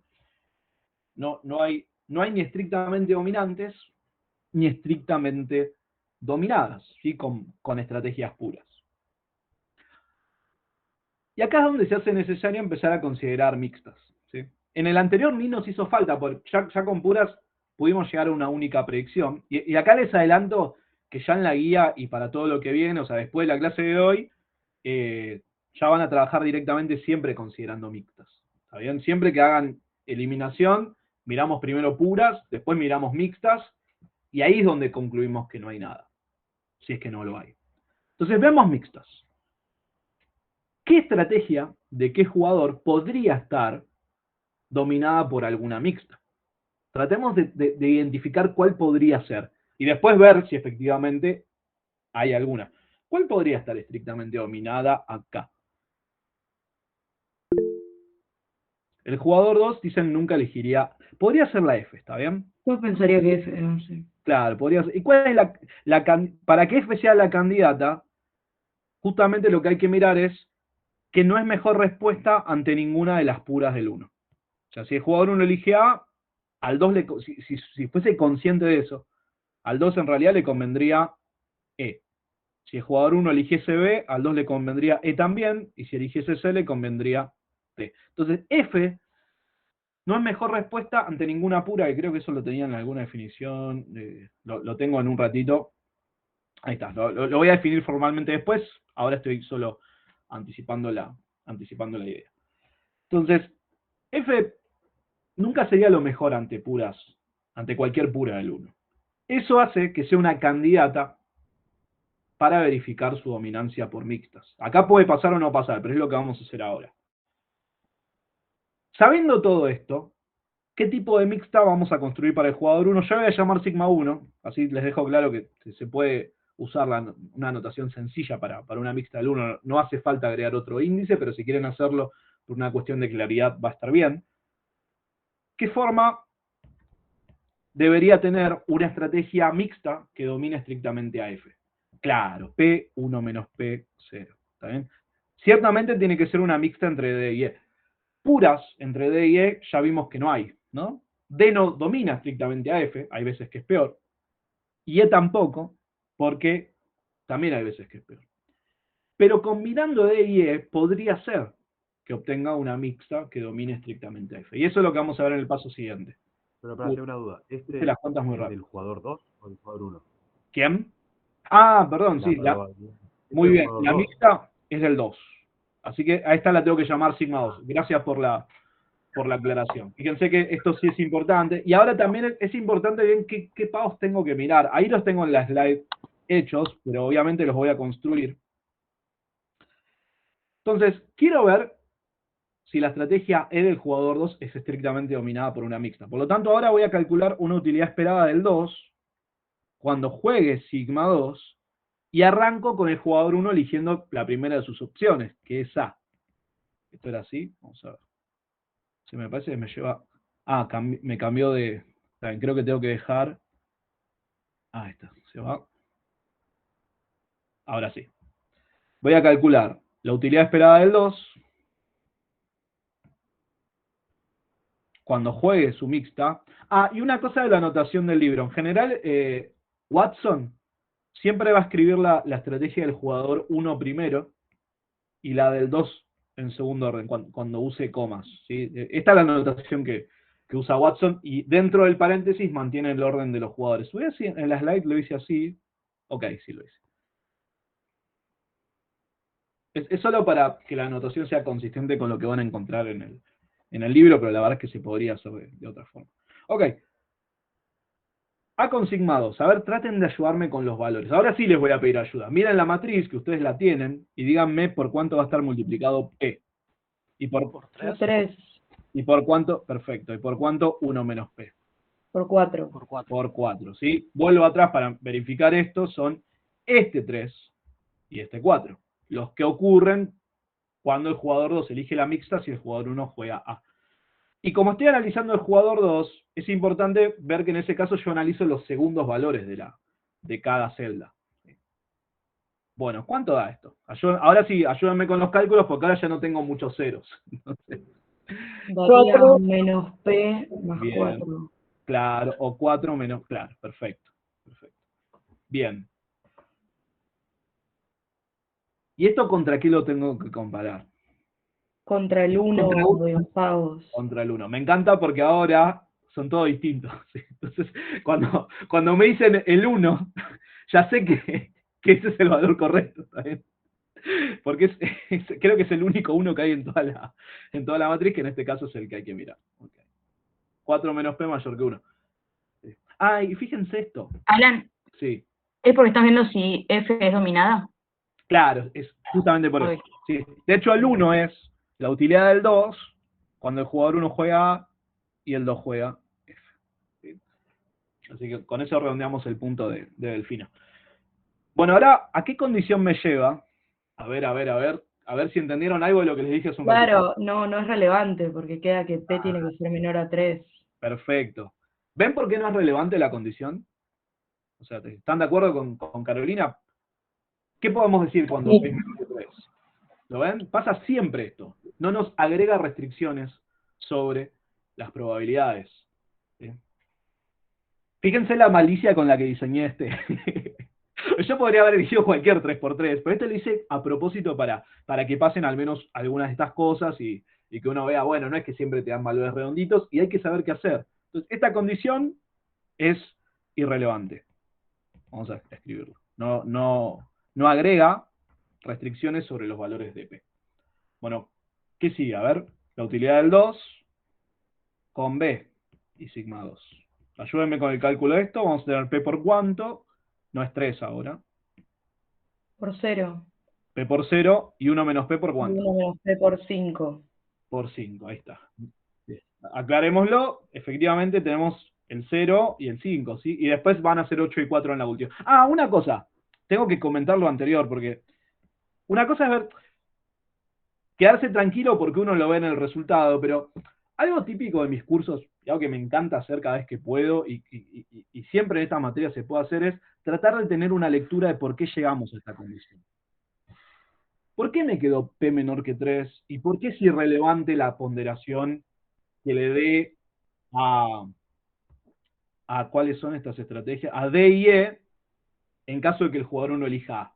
Porque ambos pagos, en los casos de D y E, ambos son mayores ya de por sí que 1. O sea, 3 es mayor que 1 y 4 es mayor que 1.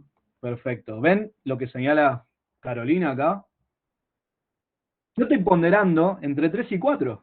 Y cualquier combinación lineal convexa, digo, cualquier promedio entre 3 o 4 va a ser básicamente mayor que 1. Creo que había una propiedad en estadística que decía esto, ¿no? ¿Se acuerdan la propiedad que decía que el valor esperado de una variable aleatoria nunca puede ser menor que el mínimo de esa variable aleatoria, el mínimo valor que la variable aleatoria puede tomar? Pero ven, como yo estoy promediando un 3 y un 4, para cualquier valor de P entre 0 y 1 que yo elija, voy a estar obteniendo que va a ser mayor que 1. ¿Sí? Entonces, cuando les pase alguna de estas cosas y no se den cuenta rápido de esto, miren los valores que están promediando, porque eso también les puede decir algo. Bueno, a ver cuánto da esto. Esta creo que sí ya es un poquito más interesante. Está 5 menos 5P que tiene que ser mayor que cuánto. Y hoy voy a escribir todo, ¿no? Que 2. Que 2. ¿Qué es 2? Es la utilidad del 2 cuando... Cuando juega F. Elige... Claro, el jugador 2 elige F, estamos de acuerdo. Perdón, elige, sí. El B. B. Claro, B. ¿Ven por qué es importante también la anotación? Porque nos está diciendo que yo estoy manteniendo constante el comportamiento del 1. Y estoy comparando la mixta del 2 contra F. Perfecto, eso es todo lo que hay que notar. Bueno, a ver qué nos da ahora. Que P es menor a 0,6. Claro, ahí está. Creo que es... Ahí está. P menor a 0,6. Sí. Perfecto. Si las quieren dejar en fracción para el futuro también vale, ¿está bien? O sea, 3 quintos, sí. 3 quintos estaría bien también. Más cuando... Acá me gustan las dos, ¿no? 3 quintos y 0,6 funcionan fantástico, pero si hubiésemos tenido 3 séptimos, ¿qué dejarían ustedes intuitivamente? La fracción. Yo dejaría 3 séptimos. Claro, yo dejaría 3 séptimos. Porque bueno, pues es un número de infinitos decimales y ya tenés que ponerte a pensar si vas a cortar, ¿viste? Entonces, nada. ¿Es periódico 3 séptimos? Creo que sí. Creo que sí. Sí, Creo lo que es. todos Lo que pasa es que 2 por 7. Claro, como está dividiendo por 7, creo que para completar el periódico. Esto lo puedes escribir en decimal exacto, ¿no? Incluyendo el periódico en algún punto. Perdón, les pido disculpas, pues esto no tenía nada que ver, pero son cosas que me gusta incluir cada vez que se presenta la oportunidad. Todo lo otro que dije sí era importante. La utilidad del 2, ahora ¿qué nos queda? Con C, ¿no? Con C. Entonces, P por cuánto, lo mismo, ¿no? P por cuánto y 1 menos P por cuánto.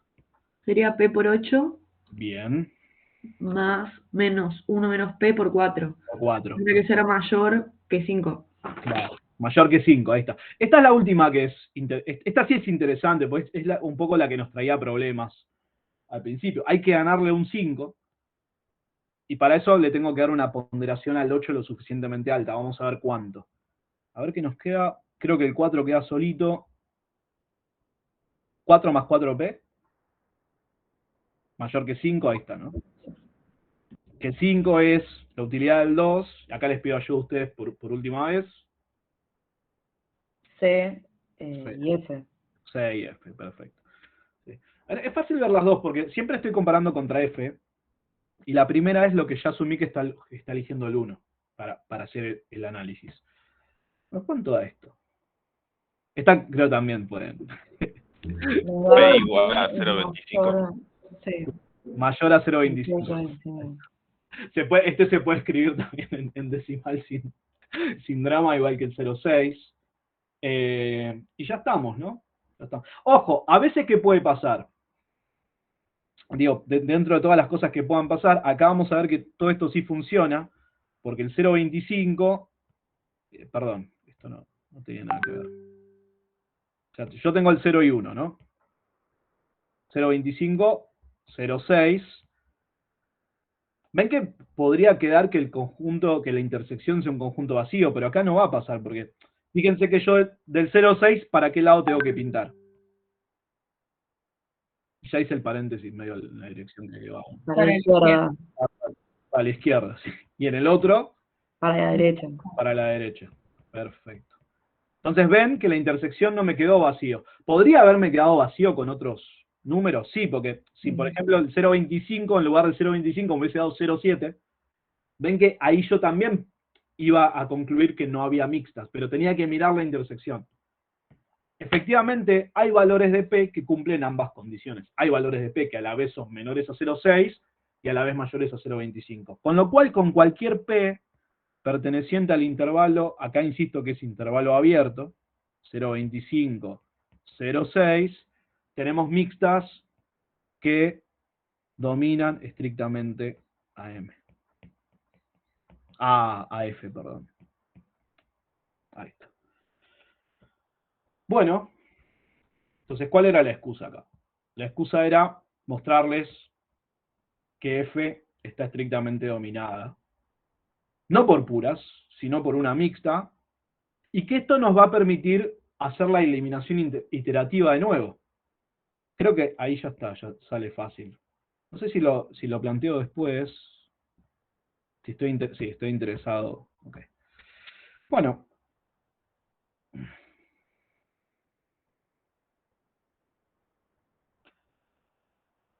Con todos los supuestos que hemos hecho hasta ahora, y ahora sí considerando mixtas, cosa que desde este momento en adelante siempre van a tener que tener en cuenta, al menos para dominancia, en principio no para equilibrios, pero eso lo vamos a ver la semana que viene, pero para dominancia, hasta lo que sabemos hoy, siempre consideren puras y mixtas. ¿Cuál es el paso siguiente? A ver, si yo quiero seguir haciendo la eliminación iterativa. Perdón, una consulta. Sí, Santiago. ¿Podemos asegurar que es estrictamente dominada sin saber las probabilidades del jugador 2? Sí podemos, es justamente lo que hicimos.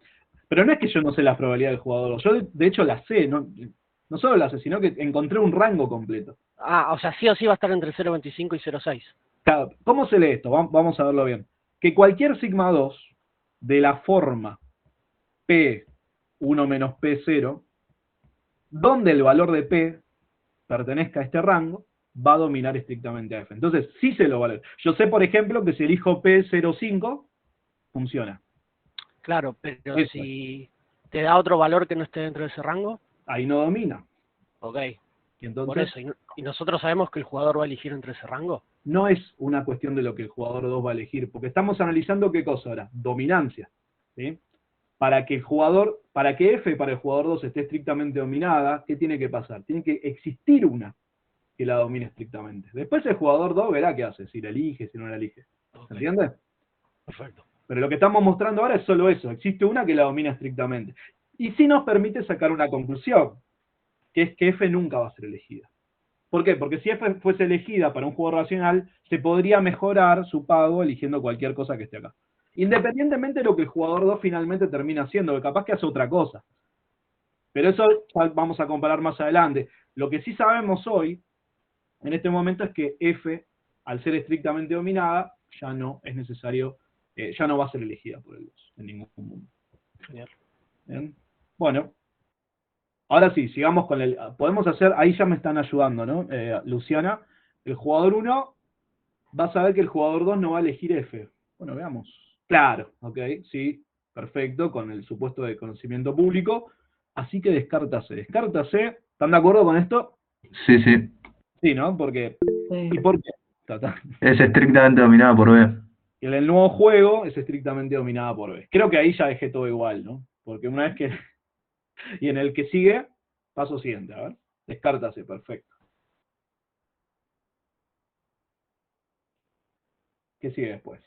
Paso siguiente, ya una nueva iteración. El jugador 2 va a jugar E. Jugador 2 va a jugar E. ¿Está bien? O sea, ahí un poquito previo a eso, ¿qué diría? Siguiendo la lógica que estoy usando, que no va a jugar, lo que pasa es que lo que dice Delfina es cierto ahora, es cierto que va a jugar E porque descarta D. O sea, D ahora resultó ser estrictamente dominada por E, porque 3-0 es menor que 4 y 5. 3 y 0 es menor que 4 y 5. Y por último, una vez que ya nos quedamos con E para el jugador 2, paso final, ¿qué descarta el 1? Yo para que vean que yo a propósito estoy haciendo... Descarta A. Claro, como una eliminación iterativa, ¿sí? Yo me estoy fijando a paso qué puedo descartar y al final de todo me quedo con lo que haya quedado, ¿sí? Que en este caso es B y E. B y E es la única predicción que surgiría vía eliminación iterativa, estrategias estrictamente dominadas. ¿Puede darse el caso en el que en el juego reducido también tenga que hacer una eliminación por mixtas? Sí, sí, tranquilamente. O sea, en cada paso, de ahora en más, hay que ver puras y mixtas. ¿Sí? ¿Y siempre necesariamente llegamos a una única estrategia o pueden quedar dos? No, pueden quedar un montón. Por ejemplo, si A y B fueran indiferentes, si A, E y B, E fueran indiferentes, quedarían dos resultados. Claro, puede pasar tranquilamente y bueno, en ese caso trabajaremos con la matriz más sencilla que haya resultado, para buscar equilibrios, cosa que bueno, la semana que viene vamos a ver. Bien, gracias. ¿Sí? Perfecto. Bueno, de hecho ahí vamos, de hecho ahí vamos. Justo el ejemplo que sigue nos va a mostrar algo de eso. Pero antes quería darles una definición más que me falta. En estas clases tenemos mucho de definiciones, son las cosas que después me hacen sentir cómodo, ¿no? Porque una vez que definí algo, que empezamos a ver bien qué es, cada vez que me hacen una pregunta, yo en general no es que me vuelvo creativo o tengo que decir alguna genialidad, no, lo opuesto. Uso la definición y listo. Y ahora vamos a hablar de lo que es mejor respuesta. Algo que dentro de todo ya habíamos empezado a buscar en las matrices. Entonces, ¿qué es una mejor respuesta? Bueno, vamos a decir que una estrategia S sub B, una cualquiera para un jugador, es una mejor respuesta para el jugador I ante S menos I, ante un comportamiento específico del resto, si se cumple ¿qué? La utilidad que el jugador I derive de esa acción, S sub B, tiene que ser mayor o igual, esto es muy importante, el mayor o igual, a la utilidad que podría generar de cualquier S sub I'. Cualquier otra cosa que podría hacer. Por ejemplo, lo van a poder responder porque si miramos cualquiera de las matrices con las que hemos trabajado, ahora la miro completa, ¿sí? Por ejemplo, si el jugador 2 elige D, ¿cuál es la mejor respuesta del 1?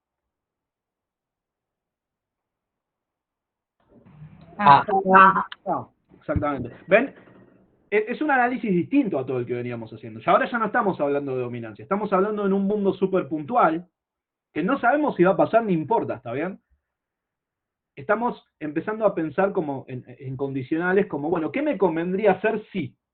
¿Cuál sería mi mejor respuesta si el jugador 2 eligiese D? No me importa si va a elegir D, ¿lo ven? No lo sé. Pero al menos esto empieza a ser informativo. La mejor respuesta del jugador 1, acá Watson usa esta notación de best response, ¿sí? BR del 1, cuando el jugador 2 elige D, es simplemente A. En este caso es única, hay una sola mejor respuesta. ¿Por qué esa? Porque la utilidad que genera A, cuando el jugador 2 elige D, en este caso es mayor a la de B y es mayor a la de C. Ahora, fíjense una cosa que tiene que ver con que en la definición yo tengo un mayor o igual. ¿Sí? ¿Qué quiere decir este mayor o igual? ¿Qué consecuencias tiene? Y que puede haber más de una mejor respuesta. Claro, ahí está. Puede haber más de una mejor respuesta. Tenemos que estar preparados para eso, tenemos que trabajar con indiferencias cuando surjan, y ahí, bueno, diremos, sí, hay más de una. No es solo A, sino que también tengo B o tengo C, e informaré todas. ¿Sí? El punto es ese, puede haber más de una mejor respuesta, y obviamente cuando hay más de una mejor respuesta, inmediatamente, ¿qué es lo que se empieza a complicar? Cada vez que hay como muchas opciones buenas, o si se quieren, óptimas. ¿Qué es lo que se hace difícil cada vez que yo tengo muchas alternativas que parecen viables? Llegar a un equilibrio. Claro, una predicción, digamos. ¿Sí? Eso. Predicción, porque puede haber muchos, claro, puede haber muchos equilibrios que la semana que viene vamos a definir bien. Hoy no voy a hablar de equilibrio en toda la clase. Pero ya la semana que viene vamos a ver el concepto estrella de este curso, que es el de equilibrio de Nash. Hoy no. Tenemos que darle más vueltitas a estas definiciones preliminares. Pero el punto es ese, predecir. ¿Sí? Nos va a costar muchísimo predecir cuando tengamos una matriz grande donde sobreviva todo o más de una mejor respuesta. Ok. Bueno, esta es la definición, el tema del mayor o igual. Esta definición también se extiende a mixtas. Yo puedo preguntarme cuál es la mejor respuesta ante mixtas. Si el otro jugador elige una mixta, ¿qué es lo mejor que yo puedo hacer? Y obviamente, ahí puedo elegir yo también mixtas. Entonces ahí la pregunta al final va a ser, ¿qué mixta es mi mejor respuesta ante una mixta del otro jugador? Ahora, acá empiezan a pasar cosas interesantes, y lo primero que aparece interesante en esta definición, que es muy similar, digo, prácticamente igual a la anterior, es que para concluir si una mixta es mejor respuesta para mí, para el jugador I, perdón, yo comparo contra puras. ¿Ven? La utilidad contra la que hay que comparar es la de las puras. Ahora voy a tratar de mostrarles un poquito por qué. A, B y C, por ejemplo. Y pongo B para el jugador 2 acá, y déjenme escribir solo pagos del 1 para mostrarles una idea. 3, 3, 1. ¿Ok? Entonces, si yo acá me preguntara, ¿cuál es la mejor respuesta del 1 ante D por parte del jugador 2. ¿Qué diríamos? ¿Qué informaríamos dentro del conjunto? Acá lo voy a hacer tal cual como lo hace Watson. A y B. A y B, perfecto, ¿sí? La anotación, ven cómo funciona. Acá escribo llaves, porque cuando tengo llaves, lo que consideramos es cada elemento que está dentro del conjunto, ¿sí? Ya no son intervalos, sino que es A y B puntualmente. Pero la pregunta que quiero hacerles ahora, y esto siento que en la anotación que usa Watson no es tan clara, porque es como que no se aventura a aclarar mucho más, y yo sí quiero que esta aclaración la tengamos, es que A y B son las únicas mejores respuestas ante D, o habría más cosas. Tatán, tatán.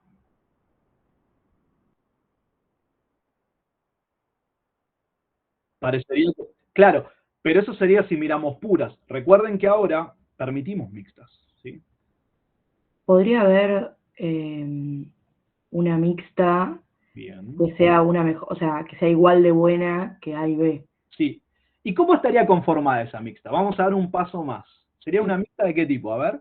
Sería una mixta entre A y B. Entre A y B. Ahí está. Sería P1 menos P0. Cualquier P1 menos P0 me daría una mejor respuesta.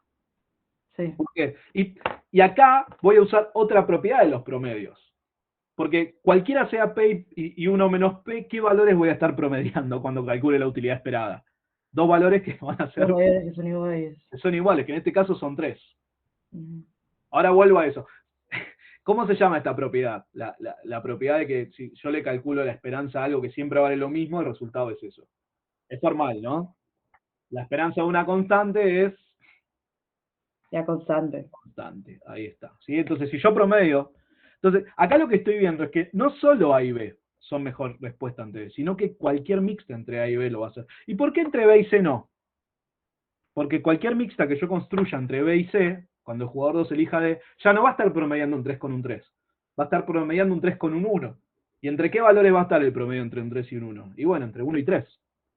¿Sí? Cualquier ponderación positiva que yo le dé a C va a llevar un promedio que sea menor que 3. Y ahí ya puedo ver que esas mixtas no van a ser mejor respuesta.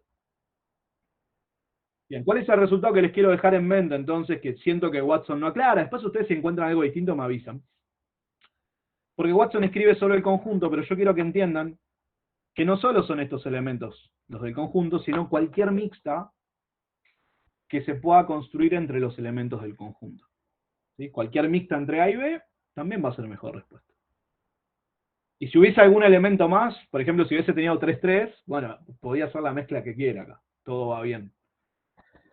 Bueno, ahí vamos. Vamos a ver otros ejemplos para redondear este detalle. Una consulta. Sí. En este caso, ¿puede que una mixta no necesariamente sea igual de buena? Claro, mixtas, por ejemplo, entre B y C.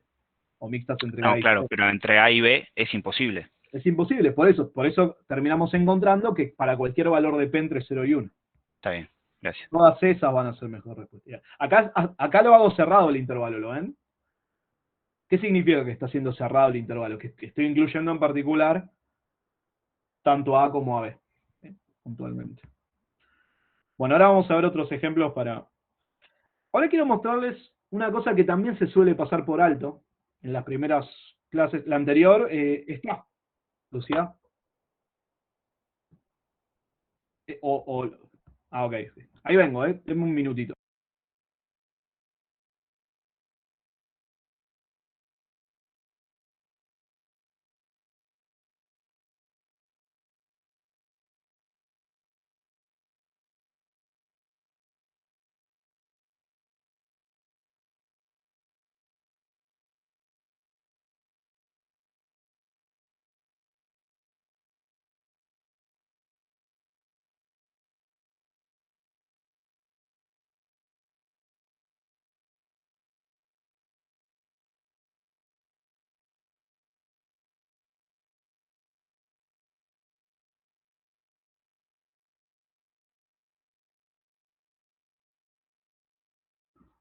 Bueno, vamos a ver entonces algunos... Este ejemplo me interesa un montón, ¿sí? Porque creo que también va a ayudar a responder a algunas preguntas que fueron planteadas hace un rato.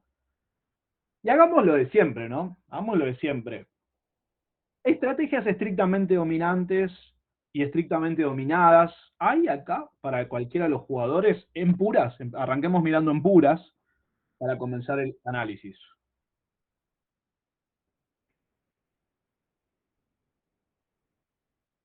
Y no Puede hay. ser que haya dominancia débil.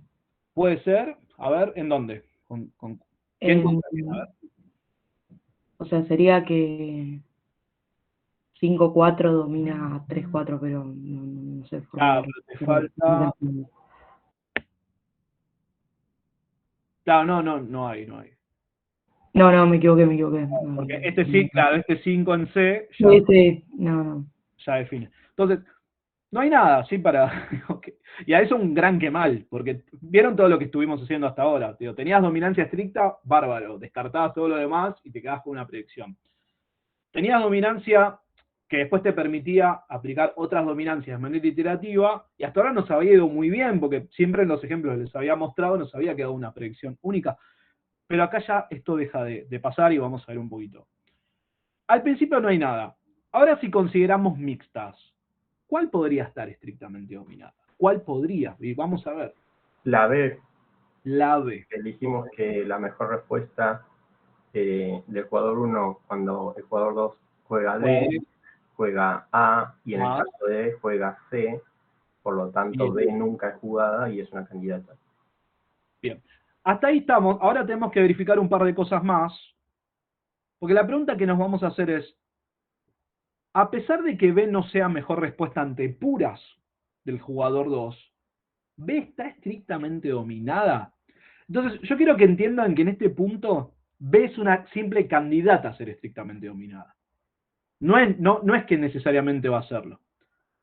Y es algo que tenemos que verificar, ¿sí? Afortunadamente, con todo lo que venimos haciendo hoy, estamos en condiciones de hacerlo.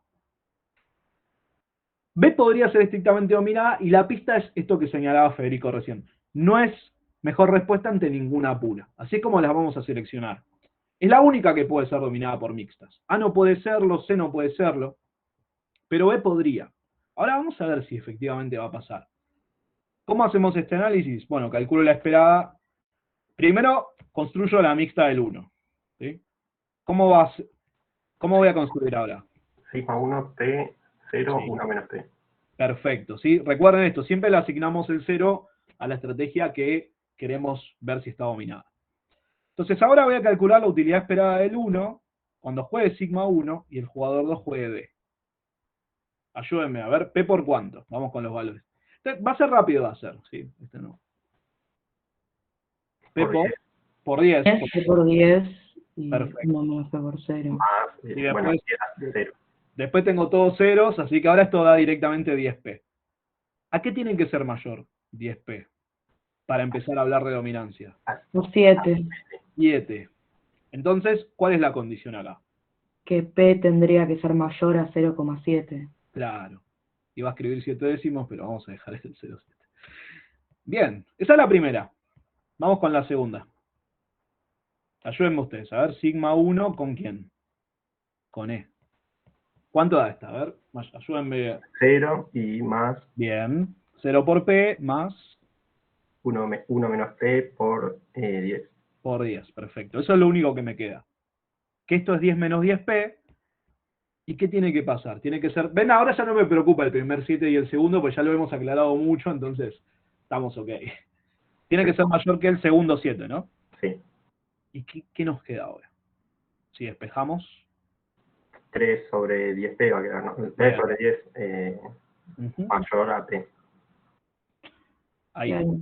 Nos quedaría que tiene que ser menor a 0,3, entonces es un conjunto vacío. Claro, la intersección entre estos dos, y de nuevo, acá, esto depende de qué tan cómodo se sienta cada uno al trabajar con estas cosas, pero hay gente que lo ve, ¿no? Como que mira los dos números y ya está. Para el resto de los mortales, el dibujito, ¿está bien? Pero está pasando eso. Por un lado, P ahora tiene que ser mayor que 0,7. ¿Para qué tiene que ser mayor que 0,7? Para darle mucha ponderación a este 10. Al 10 que te da cuando se juega D para ganarle al 7. Pero fíjense por qué pasa esto. Bueno, y por otro lado, P tiene que ser menor a 0,3 para darle ponderación al otro 10 y ganarle al segundo 7. Entonces, ¿qué es lo que nos está pasando acá? Que yo ya no le estoy ganando, no le estoy intentando ganar a un 4-4, un 5-5, un 3-3, que dentro de todo puede ser fácil, sino que ahora los valores que proporciona B son muy altos, y esto es lo que hace que sea difícil de dominar. Es más, ¿qué conclusión voy a sacar ahora? Que la intersección de este conjunto es vacío. ¿Que B está o no está estrictamente dominada? No está estrictamente dominada. No está estrictamente dominada. ¿Está bien? Es imposible como ganarle a esos 7. Ganarle a esos 7. Entonces, ¿qué está pasando acá? Está pasando que puede que nos esté, que se nos esté quedando algo, se nos esté pasando algo por alto de momento, que tiene que ver con mixtas. Porque uno dice, bueno, pero el jugador 2, yo analicé si juega D o si juega E, pero ¿es realmente lo único que puede hacer el 2?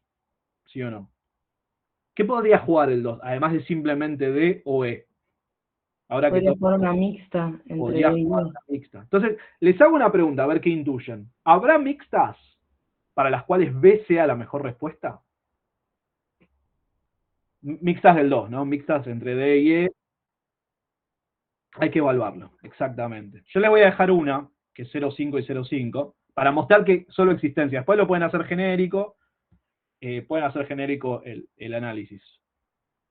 Pero veamos, tiene pinta de ser buenísima, ¿no? Si sigma 2 es 0,5, 0,5, ¿por qué la mejor respuesta va a ser B? Este es otro tipo de cálculos que hacemos. ¿Cómo calcular mejor respuesta ante mixtas? Para calcular mejor respuesta ante mixtas, bueno, lo hice acá. Perdón, no quiero hacerlo, no quiero que lo vean directamente en la filmina, quiero que lo armemos, ¿saben? Entonces, veamos qué pasa de manera preliminar, porque ahora yo estoy hablando de existencia, entonces digo, ¿existe alguna mixta para la cual la mejor respuesta sea B? Veamos qué pasa con 0,5 y 0,5. ¿Cuál es la utilidad del 1 cuando juega A con esta sigma 2? Acá me va a servir en la primera para ver qué valores hay que mirar.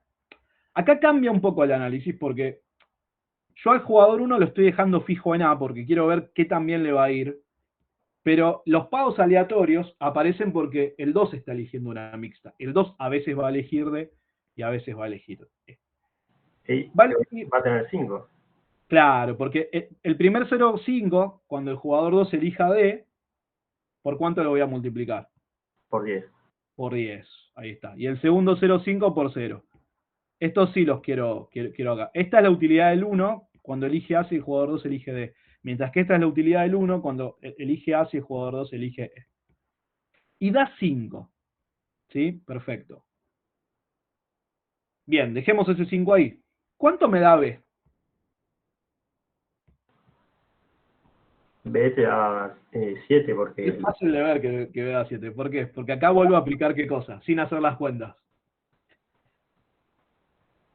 el promedio. No hay una constante. Hay el que siempre saca 7, el promedio 7. En cambio, hay que le va bárbaro en una, saca 10 y la otra 0, ¿viste? Ahí le está quedando en este caso 5. Bien. ¿Y cuánto da C? A ver.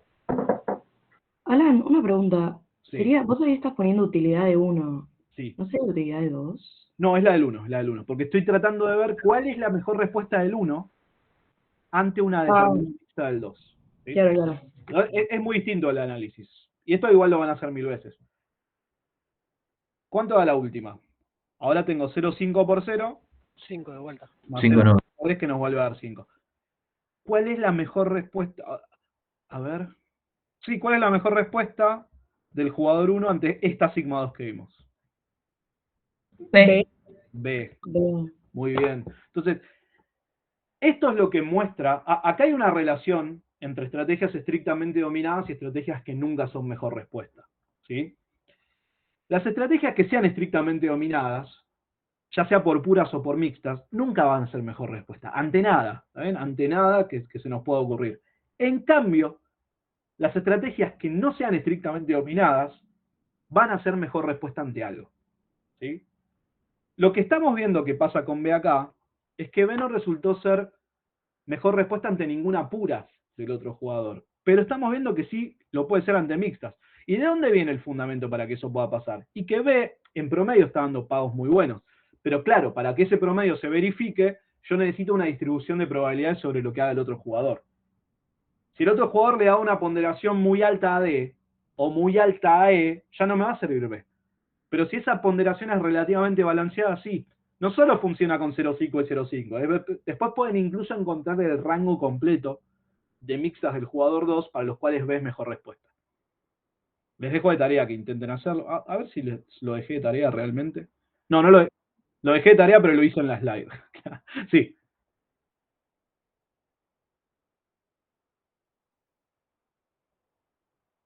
Agarré 0,5 y 0,5 para empezar a mirar, ¿sí? Como hipótesis. Digo, bueno, vamos a ver qué pasa acá. ¿Sí? Mi hipótesis era, con 0,5, 0,5, puede ser mejor respuesta B. Y después lo que hice fue verificarla. Pero lo elegí porque sí, porque quise.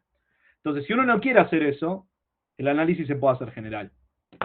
Planteando con P y 1 menos P. Y haciendo lo mismo que hice con P y 1 menos P. Eso se lo dejo de tarea para que vean, les dejo los resultados ahí para que lleguen a las mismas condiciones. Entonces, acá sí van a llegar a que para cualquier valor entre 0,3 y 0,7 de P, para el jugador 2, B va a ser mejor respuesta ante esas mixtas.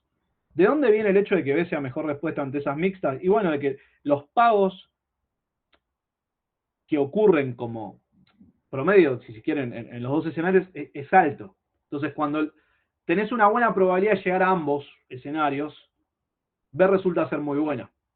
Quiero que vean esta idea de que uno se puede cubrir, se puede asegurar, quiero que vean cuándo se fundamenta, ¿sí? Porque alguien me lo dijo hace un ratito, y yo no le di mucha continuidad, porque justamente hay que verlo para valores específicos. No es que yo pueda asumir sin más que el jugador 2 siempre va a jugar 0,5, 0,5. Es más, incluso en mi análisis, yo lo propuse como un caso posible. Pero ante todas las mixtas funciona, no. Si hay mixtas en donde se les dé mucha ponderación a D, y bueno, ahí ya no te va a funcionar B, querrás ir por A. Y si la ponderación de E es muy grande, querrás ir por C. Bueno, últimos comentarios por hoy. Última gran definición. Me quedan solo 8 minutos. Me encantaría que me hubiesen quedado 10 más, pues les mostraba otra cosa. Pero será en otra clase o en otra vida, qué sé yo. Ok. Este resultado, al considerar mixtas, las estrategias estrictamente dominadas son aquellas que nunca son mejor respuesta. ¿Está bien? Ni ante puras ni ante mixtas. Esto es cierto en juegos de 2 jugadores y con ciertos supuestos. Para los que vamos a ver en el curso va a ser cierto. ¿Sí? La última definición que quiero darles hoy es la de estrategias racionalizables. Con todo lo que hicimos ya es fácil de ver, ¿sí? Porque ¿cuál es el conjunto de estrategias racionalizables para cada jugador? Es el conjunto de estrategias que sobreviven al proceso de eliminación iterativa de estrategias que nunca son mejor respuesta. Ahora, con lo que dijimos antes, las que nunca son mejor respuesta son las que pudimos demostrar a cada paso que eran estrictamente dominadas. Por eso es que con el análisis de dominancia, incluyendo puras y mixtas, nos va a alcanzar para ver cuáles son racionalizables. Al menos en los juegos que vamos a ver en este curso. Lo aclaro acá por las dudas, porque si uno se pone creativo hay mundos interesantes para imaginar, pero insisto, eso no nos importa acá. Entonces, ¿cómo hacemos para encontrar las racionalizables? Vemos etapa por etapa todo lo que podemos eliminar, por puras y por mixtas. Al final lo que sobreviva va a ser el conjunto de racionalizables. En el ejemplo anterior, ¿qué nos quedó? ¿Pudimos eliminar algo acá? ¿En esta? No. ¿Lo ven? No pudimos eliminar B, no pudimos eliminar A, nada. ¿Cuál es el conjunto de racionalizables entonces? Bueno, va a haber dos conjuntos. Uno para el jugador 1, que lo voy a llamar R1, que va a ser A, B y C, porque no pude eliminar nada. Y otro para el 2, que va a ser simplemente D y E. Son todas racionalizables. Una pequeña intuición de lo que es una estrategia racionalizable, que voy a redondear seguramente la semana que viene o con otros ejemplos más adelante, es que son estrategias cuyo uso se puede justificar. Es decir, hay algún mundo plausible para el cual me sirve la estrategia que estoy considerando. Por ejemplo, me sirve D, y bueno, D me sirve porque si el otro jugador elige C, yo estoy bárbaro.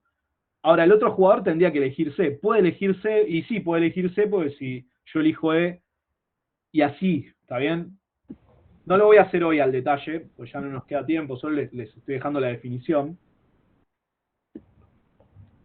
Quiero volver solo a algunos de los otros juegos que habíamos planteado, algunas de las otras matrices. ¿Se acuerdan que acá, al final del día, qué había sobrevivido? Solo qué estrategia para el jugador 1 y cuál para el 2. B. Entonces, acá el conjunto de racionalizables para el 1 es simplemente B, que es la única que sobrevivió de todas, y el conjunto de racionalizables para el 2 es simplemente E, la única que sobrevivió. Quedémonos con esto hoy, que es, ¿qué son las estrategias racionalizables? Y cómo se obtienen con esta metodología de eliminación iterativa considerando puras y mixtas. Les prometo que en la próxima clase que tengan conmigo, Laura ya va a avanzar con otras cosas, pero la próxima que tengan conmigo voy a mostrarles algunos ejemplos de este punto antes de seguir con la continuidad natural del curso. ¿Qué tan relevantes son las estrategias racionalizables? En sí, con esto ya terminamos. Al final de la presentación normalmente van a ver qué capítulos están relacionados con lo que hemos discutido, tanto de Watson como de Osborne, que son los que más sigo, digamos. Watson es el principal, pero me gusta agregar los de Osborne también por si alguien quiere ver ese libro. Bueno, jóvenes, hemos cerrado por hoy, con lo cual les deseo un buen fin de semana y